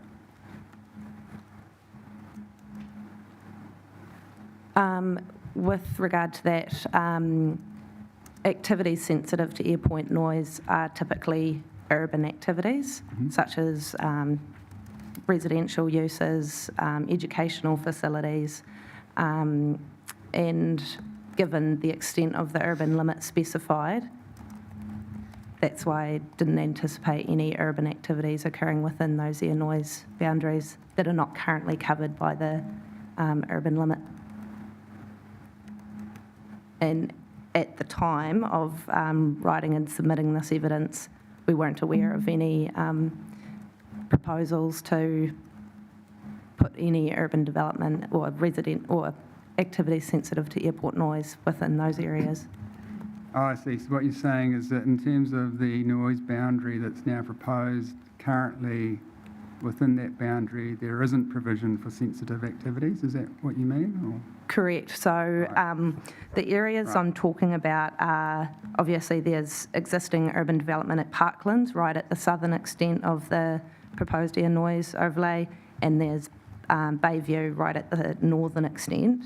But that area between Bayview and the airport and between Parklands and the airport are currently zoned rural, which have limited opportunity for airport-sensitive activities to establish. No, that's good. That clarifies that. I'm just aware in other jurisdictions, for instance, in Christchurch, within their noise boundary, the district councils impose limits on sensitive activities or restrict those activities. But what you were saying, in this case, the current provisions, the current zonings don't allow those sensitive activities. Is that right? Yes, or there's very limited provision for them to occur. Yeah. And I guess from the airport's perspective, you'd be wanting that status quo to continue. Yes, correct. We'd want to avoid further intensification and avoid the establishment of new sensitive activities in that area. Yeah. Okay, no, that's helpful. Thank you. No further questions. Questions? Yeah, kia ora. I was interested in your paragraph 6.5 that was all around having a definition for operational requirements. And I was wondering where the, I suppose where the point of contention is. I'm aware that you've got an airport that has all of the normal airport facilities, but you've also got the ability to have light commercial and a business park. Do you think is the point to include the airport only and exclude the business park areas? I suppose, are we trying to not put the same provisions on all operations of the airport? And do you think that would be overly restrictive or? I think consideration of operational requirements in this context is largely having regard to reverse sensitivity effects. And for the airport, the risk of reverse sensitivity occurs over a much broader area than just the land that they own or rent or control in some way, and that's kind of where the airport noise overlay comes into consideration. And so what the airport really needs to protect is its ability to operate and function in order to provide flights at a time and a frequency and the type of planes that the community needs. And with regards to operational requirements, they're multiple and overlapping. One of the big roles that the airport plays in the region is as a key gateway for tourism, and so they are a key link between the just different transport modes. So by that I mean the airport currently provides car parking space for rental car companies, and so those rental car companies are not necessarily strategic infrastructure in of themselves, but their location and proximity to those arriving visitors enables that economic benefit to be realised by Napier and the wider region. So that's why the airport is cognizant of not limiting the consideration of strategic infrastructure to only their built infrastructure, such as the airport runway or taxiways or traffic control tower and those types of things. I suppose just flagging for staff that I'd be interested in the risks around that, if there are any. Thanks. No, I have one more. Yeah? Oh, sorry, Ms. Rowbotham, I did have one more question which I forgot to ask you. So that's at your para 623? Yep. And it's your recommended further amendment to Objective 1, and it's really just the last part of that is provided for and protected.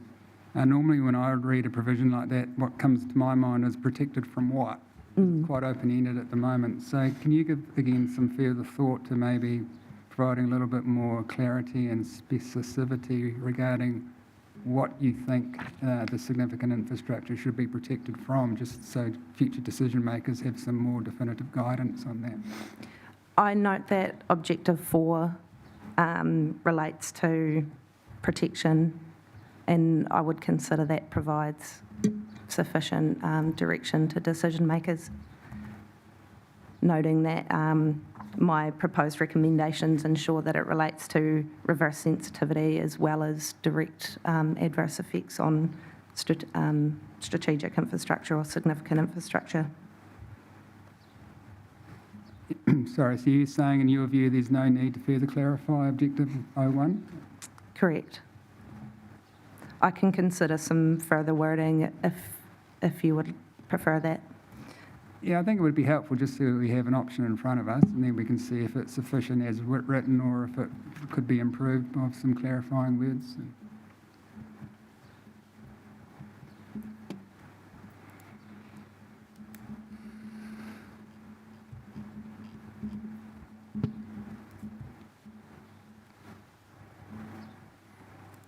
Okay. I was going to ask the question on the same point, actually.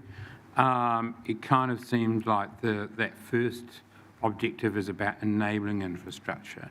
It doesn't use words like grow or expand or get upgraded, but to enable it, I would imagine that would be not just to provide for the day-to-day sort of operations, but also to enable it to upgrade or expand or whatever is required.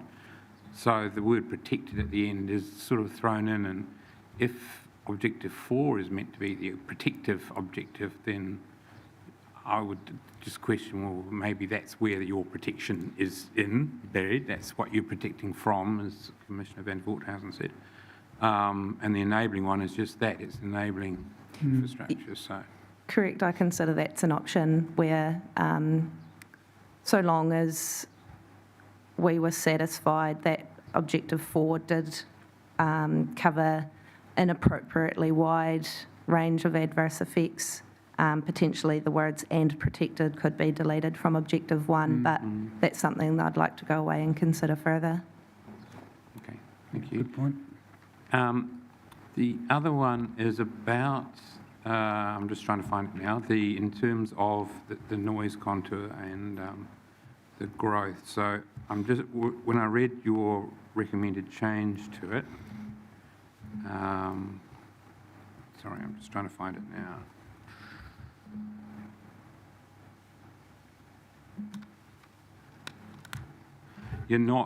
You're seeking, you said avoid where practicable and otherwise maintain.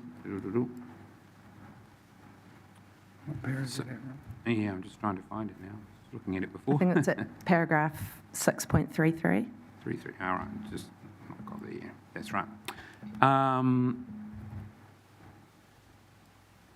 So I'm just in terms of the growth, you're not actually saying it should be, there should be no more residential growth within those noise contours, but that if that has to occur, that then the reverse sensitivity, particularly the noise issues, gets managed carefully if it does occur. I'm not saying avoid any residential development in that area, but The airport's preference would be to avoid any, not just residential, but other what we call ASAN activities sensitive to airport noise activities within that area. As I stated, paragraph 6.29, that's the kind of widely accepted best practice as set out in the New Zealand Standard for Airport Noise Management and Land Use Planning. So on that basis, the best form of protection for residents is to just avoid developing houses or those ASAN activities within that area. And if for one reason or another, for example, the Parklands development area, where residential development is already underway within the airport noise boundary, then in that situation it's essential that it's appropriately mitigated with acoustic ventilation, mechanical ventilation and appropriate insulation and all of those things. Yeah, so this isn't just this isn't just about the airport and its operations. It's about the residential population, you know, and taking care of them, because people don't just live inside with insulated walls and closed windows all the time. And with our aircraft increasing, will increase over time, and with jet aircraft coming into the bay in some stage, we have to be really, really careful that we look after our population. Yeah, and as the point Gavin makes is you can't, well, it's very difficult to provide acoustic insulation for an outdoor living space. And in a location like Napier, where we've got beautiful weather, people want to be enjoying their outdoor living spaces. And the only way to kind of protect those areas is to avoid enabling sensitive development in those areas. Okay, so at the strategic level, you're not seeking to be very explicit about that as part of that goal in terms of the outer control boundary, the outer air noise control boundary?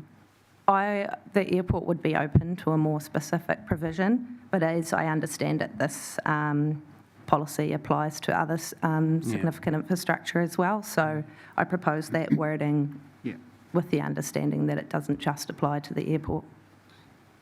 Okay.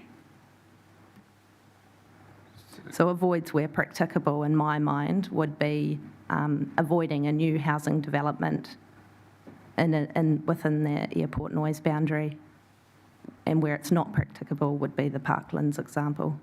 Right. And there's no other part of the district plan where you could be more specific around this particular issue? I think a more specific or an appropriate location would be within the noise chapter, which includes provisions relating to the airport noise overlays. And so standards and rules relating to that noise overlay can be very specific, that new development or intensified residential development is prohibited or non-complying in those areas. Okay, thank you. Any other questions? No, it's good. No, thank you very much for your attendance. That was very helpful. Thank you. Thank you all. And we'll see you again. Yeah, thank you. Thank you.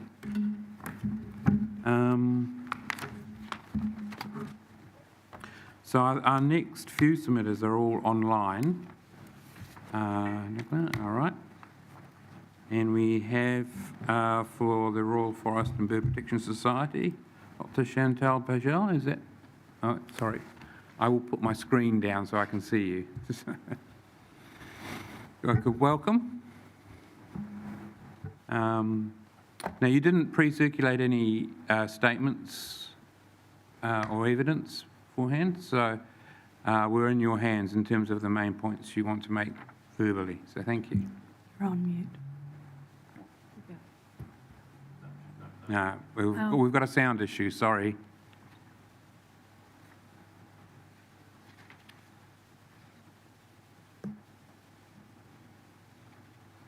No.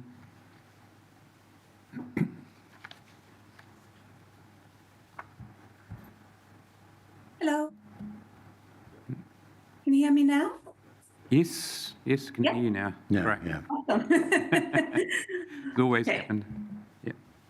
Tihe Māori ora, te wharu i tēnei tēnā koe, te papa i waho tēnā koe, rauranga te rama, tēnā koutou, tēnā koutou, tēnā koutou katoa. Ko Chantal Pagel tōku ingoa, no Tiamana o Kutipuna, he kaima e hao mō te reo o te taiao. My name is Chantal Pagel. I represent Forest and Bird and 8 regional branches as Conservation Manager for Hawke's Bay, East Cape and the Bay of Plenty. Our qualifications in environmental science, international nature conservation, as well as nature-based tourism, and lead Forest and Birds campaign on protecting Indigenous biodiversity under Te Mana Te Taiao, the Aotearoa New Zealand Biodiversity Strategy. Today, I'm speaking on behalf of Forest and Bird and our local branch in relation to our submissions and further submissions on the proposed district plan, specifically to the strategic directions. We commend Council on their dedicated principle to thrive for environmental excellence. We also consider the need for enhancement and improvement of remaining Indigenous biodiversity is only increasing in the current context of a biodiversity and climate crisis, and is of utmost importance this is adequately reflected in the proposed district plan. For this reason, Forest and Bird are concerned about the absence of the ecosystem and Indigenous biodiversity chapter in the proposed plan, and the intent for this to be added by way of variation at a later date, as it's unclear whether further plan provisions will give effect to matters that are not adequately addressed in the strategic directions, or in fact whether that is precluded given the explanation wording in Part 2, district-wide matters on strategic direction objectives. While acknowledging that the Council has limited resources available in our initial submission, we advise it to be essential that the proposed chapter on ecosystems and Indigenous biodiversity is notified before hearings on other related parts of the district plan take place. This would enable the hearing panel to understand the Council's overall position, to ensure that the plan is internally consistent and integrated, and to ensure that the entire plan properly implements national and regional policy instruments. Further, it would have facilitated the process for the Society to adequately comment and advise on potential environmental impacts within the proposed district plan. In order to effectively manage biodiversity and make decisions that address adverse impacts on it, decision makers must know where biodiversity is located. Significant natural areas are critical in ensuring development both within and close to SNAs happens in a manner that is consistent with maintaining biodiversity. In most instances, they do not prevent development, but rather require sensitive design and implementation that provides for housing, infrastructure, and other development outcomes while also protecting native habitat. through avoidance, mitigation, or remediation of effects. That is a win-win outcome for New Zealanders and the environment. Forest and bird submissions addressed many matters throughout the proposed plan, including seeking retention of provisions we support, seeking clarifications of wording, and seeking amendments. All of our submissions were intended to ensure the plan provides for the protection, maintenance, and enhancement of the natural environment. The Office's Section 42A report recommends accepting many of the points raised in our submission. In some cases, it recommends declining the points raised. While we accept and agree with the officer in some of these cases, we do not agree with them all. I will now outline those points in more detail. Submission point, strategic direction, transport and infrastructure objective 3. We stand by our consideration that this objective could compromise the protection of significant Indigenous biodiversity. While we agree that a district plan needs to account for future infrastructure needs, it is also true that a district plan cannot resort to a balanced approach if a threatened species is at risk of losing critical habitat. In some instances, a high-impact activity that significantly reduces available habitat should be avoided. As a benchmark, see King Salmon decision on what is inappropriate, appropriate to be determined on what is to be protected. Strategic direction, sustainability, resilience, and climate change, Objective 4. We appreciate the support from the officer to include the term protection and not just maintenance for Indigenous flora and fauna. This terminology, alongside the term conservation, is widely used in the field of ecology. However, they all are interpreted in different ways.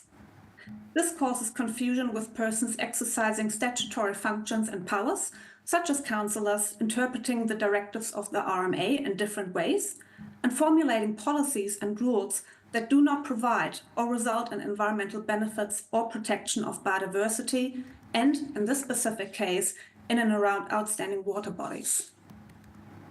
While we can see why this might be better placed for consideration under the variation of biodiversity, we urge Council to apply and maintain consistent terminology across the proposed plan. On behalf of our local branch and the Society, we thank Napier City Council for the opportunity to speak today. We're awaiting the notification of the chapter variations with anticipation and look forward to provide further thought in the upcoming hearing streams. We wish you all the best in your deliberations. Kia ora. Kia ora. Thank you for that. Questions? Yes, Dr. Patel, it appeared to me that you were reading from a document as you were speaking to us. It'd be super helpful if you could provide that document to us, and if that could be provided to our hearings administrator, then we can have that for our future reference. Yeah. And without wanting to appear overly critical, for future hearings when you're appearing, if you can pre-circulate the document that you intend to read out, that's just really helpful for us, so we can read it in advance and think about it. Yeah, we just had we're just a little bit short on when it comes to our legal team at the moment. So I had to prepare everything myself, and that's why I couldn't provide it to you any sooner. My apologies. No, that's fine. But if we could get a copy of it, that would be great. Thank you. Yeah. But no questions. No. Any questions? No, I have no questions. Thank you very much for that. As Commissioner Van Volthausen said, it'd be good to get some pre-circulated stuff too, because we can't take notes fast enough. Right. Not that we want to read back afterwards. So thank you for that. Thank you. Our next submitter, we're a little early, but are the fuel companies online, Georgina? Yes, Mr. Chair. Yep. Thomas Trevelyan and Georgina McPherson. Oh, okay. Well, thank you. And we have read the pre-circulated evidence statements that you've provided. Thank you very much. They're quite comprehensive. So we'll let you just talk to the key points of your evidence now, and we'll ask you some questions. Thank you. Thank you. I'll just do some introductions and then just read through a brief oral summary of my key points and some additional notes that I have for you since the submission of my evidence. So good afternoon. My name is Thomas Trevelyan. I'm at SLR Consulting here on behalf of BP, Mobil and Z Energy. who we refer to as fuel companies. Sitting in with me is my colleague at SLR, Georgina McPherson. Good morning. As Thomas says, I'm just here to support him presenting his evidence on the contaminated land provisions and assist with any questions from the panel. Okay, thank you. Thank you very much. So the focus of my evidence is on a request for a contaminated land policy framework by the fuel companies. I note that in my evidence, there's also a reference to some other submissions of the fuel companies, and the recommendations in those are supported. So I'll just read through a brief summary. This should take a few minutes, and afterwards we can take questions. So the fuel companies support the PDP's approach of relying on the rules framework of the NES for contaminants in soil, but is concerned about the absence of a complementary policy framework. The submission thus sought a chapter to provide a brief but targeted policy framework to aid the assessment of applications requiring consent under the NES. The submission is addressed in two Section 42A reports, and both recommend the rejection of the submission. My understanding of the officer's analyses is that they spoke to the council's resource consent team about the inclusion of a framework, and the team did not consider it necessary. And the officers consider that the NES provides a sufficient policy framework, and that there is no need for a policy guidance to support the consideration of NES consents. I disagree with the officers. In forming my opinion, I turned my mind to 4 key issues, which I analysed. And my analysis... Sorry, can I just interrupt? You probably didn't hear the first part of the hearing today, but I think the reporting planners have now reconsidered. They've revisited the topic and talked to the consenting people as well, and I think they now support introducing provisions and policies in particular on contaminated, and I think they've adopted the wording of the provisions that you had in your evidence.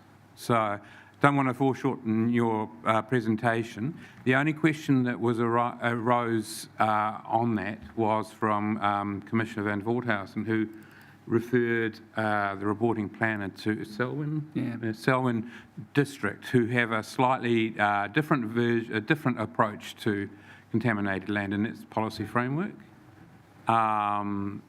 which we will hear back from, and I'm not sure if you're very aware of the Selwyn example. Not specifically at this time, but I can certainly look at it after this hearing. Okay, thank you. So, but you're more than entitled to talk to your key points if you want still. Don't want to get you off beam. I just thought that it's important to make you aware of that change in position. Thank you very much for that update and for the opinions of the reporting officers. In that case, the key points of my evidence is set out in the summary statement, and I'll just give you some additional notes. So I've recommended those revisions in Appendix A, and on review, there's actually a correction needed to policy CLP1. The phrase development, redevelopment, or change of land use should instead be subdivision, change of use, or development. And this change aligns with the wording of the other chapter provisions. And I'm happy to provide a copy of amended provisions as well. And yes, I guess, the final comment that I'd like to leave with you is that the plan-making process is our opportunity to refine the PDP as best we can. And this includes having a complete policy framework to guide resource management in the city. And in my view, providing a clear contaminated land policy framework for all plan users, rather than relying on them to look to the NES's intent, is based, will aid the consistency and efficiency of the city's resource consenting regime. Thank you very much. Happy to take questions now.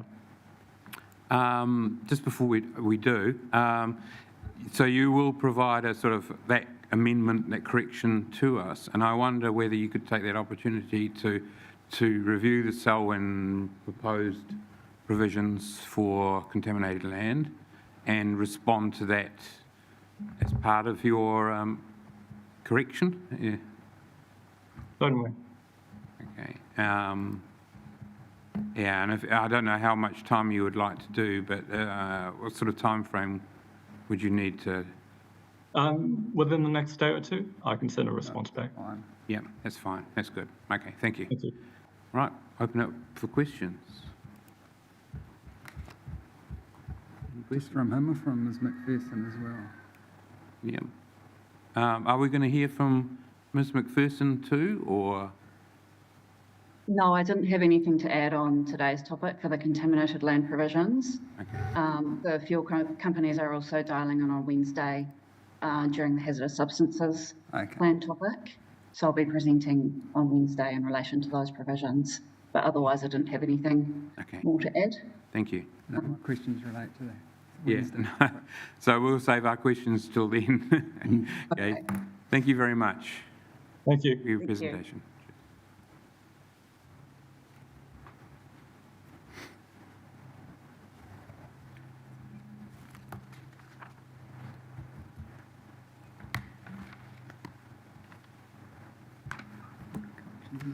Now, we are running quite early. Nicola, do we have?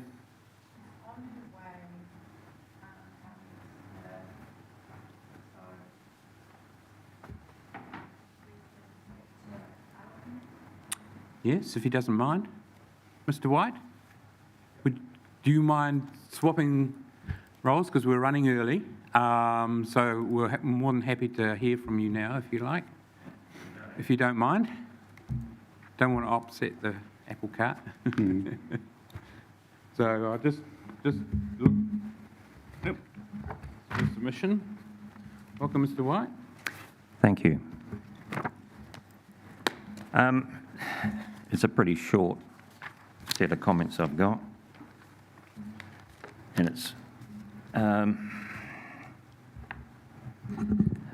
basically there are only two issues, I think, that are related to the district plan that I need to comment on, because the biggest issue for me is the lack of a transportation plan that had a link that I thought would actually be running contemporaneously with this process.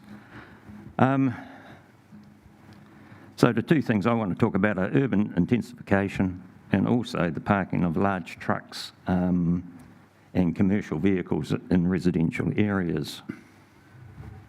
I'm a ratepayer, I'm a cyclist, and in terms of experience I bring to the hearing, I've cycled probably more overseas than I have in New Zealand, clocking up 11,000 K in America, 9,000 in Europe and Britain, 2,500 in Australia, and also completed the Cape Rangita Bluff here in New Zealand.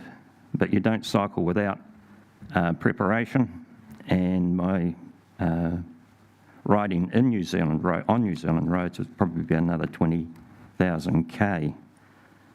And yet I come back to Napier and I feel safer in Chicago or London than I do cycling around Napier streets.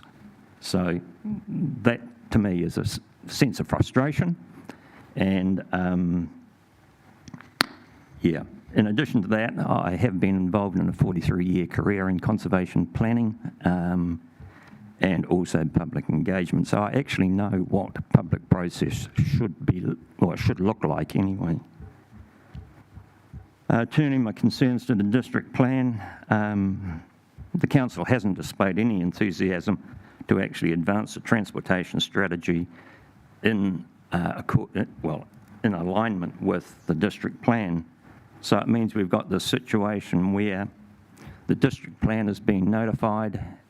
That will have impacts in terms of the new environment the council is trying to achieve, and the new changing form for the city. But without that link to the transportation plan, you don't really know what the links are. And in terms of just current record, the council has approved under the current district plan a building for Kaienga Ora down in Lower Kennedy Road at Wellesley Road, but there's no room for client car parking, and those clients are now just using the commercial area across the road in Balmoral shopping centre. And there's further residential intensification going on down Wellesley Road, and that will just see the situation compounded in relation to car parking pressure. So I don't know how you get the council to get itself sorted so you can sort district plan and transportation plan together. This certainly doesn't do it. In addition to that, there are parts of Piramai, a suburb of Napier, where in the 60s and 70s there were one-family homes, one car if you were lucky, and now they're being used for flatting, and you've got 6 or 7 cars sometimes, 4 or 5 fairly frequently, but certainly down James Foley there are vehicles, there are both trucks and resident vehicles all over the lawn and on the street. So it's just a mess. Currently, the transportation strategy is actually noted in the officer's Section 42A report schedule dated 19th September 24 as a document. And one were to take from that, oh, well, there's a transportation strategy, and perhaps read the district plan thinking there was some form of connection. But it has no status whatsoever. It's been created by consultants, and I believe it hasn't even been seen by councillors. I don't know whether that's true. That was what I was informed of by someone on the council recently, a council staff member. Commercial trucks in residential areas. There are company and owner-driver trucks now being parked in residential areas. And with early morning schedules, this is an issue for communities. And suggesting that communities should just be able to suck it up and put up with it because of the economic benefits is just not on. We go and get, one would hope, peaceful well-being in our residential areas, and we don't expect bloody great trucks to be parked in them. And again, talk to the council officers about that. They say there's no bylaw power. It just, and that's one of my things. If you could just please ensure that as you look at the district plan, you guys are more qualified than me, but just make sure councils have got bylaws to actually control the sort of activities they are proposing in this plan. Overseas, they're decommissioning motorways. Here in New Zealand, we're celebrating a new motorway between Napier and Bloody Hastings. And again, it's just that frustration, the lack of connection, the lack of planning in a consistent way. It's just very frustrating. And so there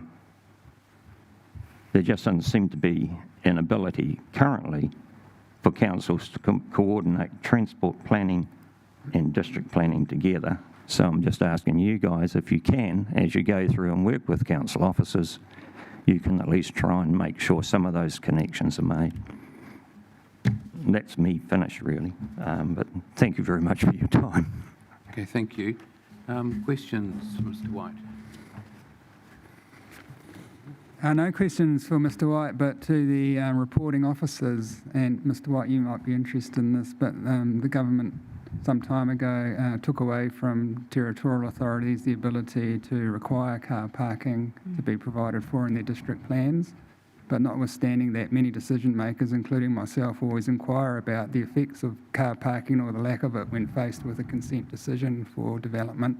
So to the officers, can you in your reply report just clarify for us whether permitted activity standards, matters of discretional control, or indeed assessment criteria give decision makers scope to consider car parking issues in relation to development? And if they do, if you could point them out to us, and if not, could you identify whether or not there's scope and submissions to add to those provisions? I would like to comment on that. I am aware of the government's proposals and their new policy. I'm part of the cycling network here in Napier by Hawke's Bay. And so I understand that council at times are under pressure from elsewhere and have got to do certain things. You know, I came from a policy area in conservation management planning. But the council aren't spending any money or doing any activity to actually try and change the situation where residents are encouraged or are given information about actually trying to actually reduce the number of cars in the area. So I see it as a kind of a one-way street that government dictates. The council says, yes, we'll do that. And the council have got a responsibility, though, to ensure the safety of its residents. And currently, Napier has got one of the worst road fatality statistics in New Zealand. We've got all these 180 kilometres of off-road cycle pathways, and our on-road infrastructure is appalling. So I would certainly agree the council needs to do something in terms of adhering to that government directive, but they can also put money into actually promoting other ways of getting around. The limited bus service, it's crazy. But, yeah. But thank you. Thank you. I've only just got one question. The one objective at the strategic level for transport talks about optimising the Napier's transport network, optimising connectivity, public health and safety, and encourages active and public transport modes. Is there more at a strategic level, do you think the plan should be saying around transport? Just to give more direction down when you get into the detail.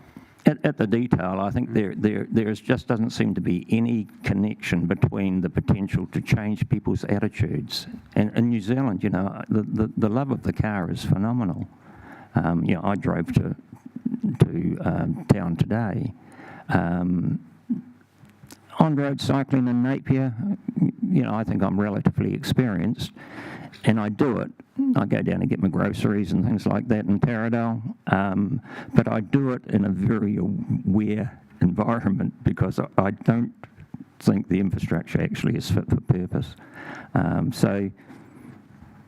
And some of that soft advocacy, I would suggest that would be the one area where I would say that there would be some potential. But the real need is for public engagement with the council and for the council to actually engage with people like Bike Hawke's Bay, who might know more than a consultant because they're actually writing the bloody things. You know, that is the frustration. So, yeah, probably a bit too... For me, it's probably just, I'm too far gone from retirement. Right. But I think the district plan is generally, I thought it was relatively okay. But I think that intensification does have implications.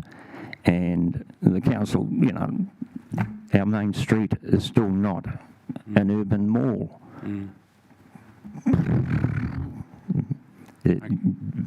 Well, thank you for that, and we'll bear that in mind as we sort of delve deeper into the provisions of the proposed plan, particularly around matters that Commissioner Van Voorthuysen's mentioned, but also in respect to the transport provisions as well. Well, the transport plan needs to get out into the public and have some input other than just council engineers and consultants. Okay. Right. Thank you. Mr. White, thank you for your time and being flexible. Appreciate it. So our next submitter is Dr. Charlotte Drury from Hort, New Zealand. Good timing. Thank you. So, thank you very much for attending in person. It's appreciated. And we have read pre-circulated material, so thank you for that. But the floor is all yours in terms of talking to the main points you wish to make at this point in the hearing process. Because I imagine, are you coming back in future hearings? Yes. Yes, okay. Yes, yeah. Either myself or Leanne Roberts on behalf of Horticulture New Zealand. Yes. So I'll keep it incredibly brief. Thank you for this opportunity just to appear in front of you today. And as I say in my very brief evidence, Horticulture New Zealand is happy with the officer's recommendations in terms of this hearing stream 1 and believe that they will achieve the primary outcomes sought by Horticulture New Zealand in its submission, noting that obviously these are the the strategic issues and those sorts of things in these introductory chapters. There are some more specific things further through which I suspect we'll have more to say about, but really the primary purpose of appearing before you today was really just to answer any questions you might have about Horticulture New Zealand's submission or anything else related to the hort sector within the Napier District. Thank you. Okay, thank you very much. Any questions for Dr. Drury? Yep. Yes? Dr. Drury, just one question. I noticed this district plan in terms of the issue of highly productive land uses a term versatile soils and highly productive land, whereas other district plans just refer to highly productive land in isolation. Does Horticulture New Zealand have a view on the appropriateness or otherwise of the approach taken here?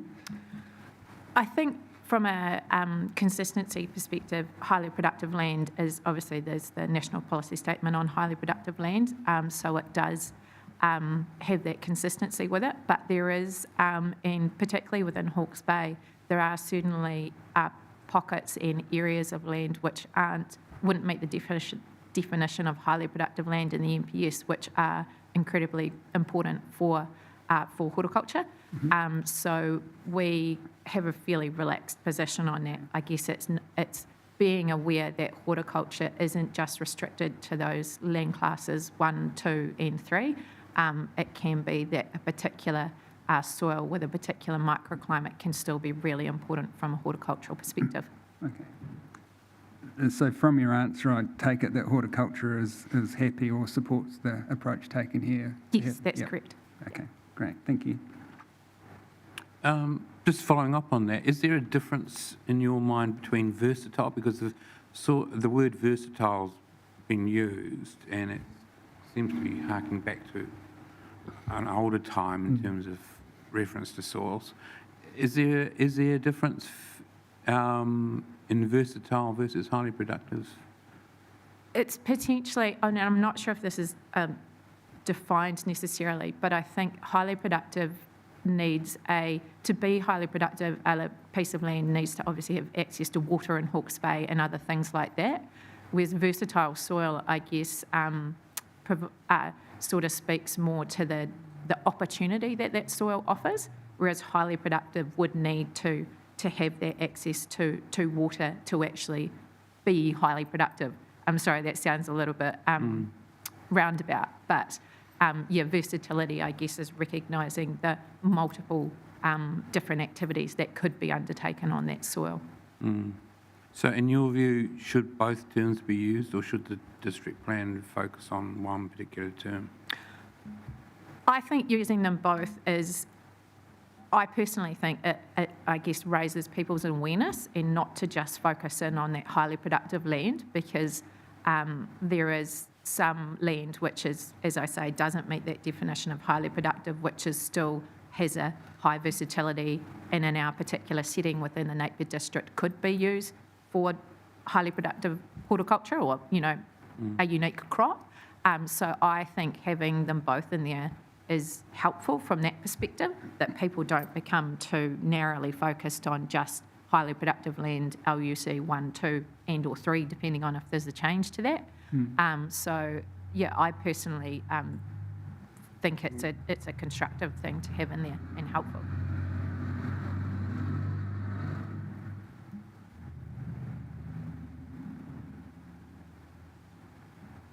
All right. Any further questions? No. Thank you very much, and thank you for being flexible in terms of coming here. Appreciate that. Thank you very much. So it's midday now. So Nicola, in terms of the submission schedule, where are we at?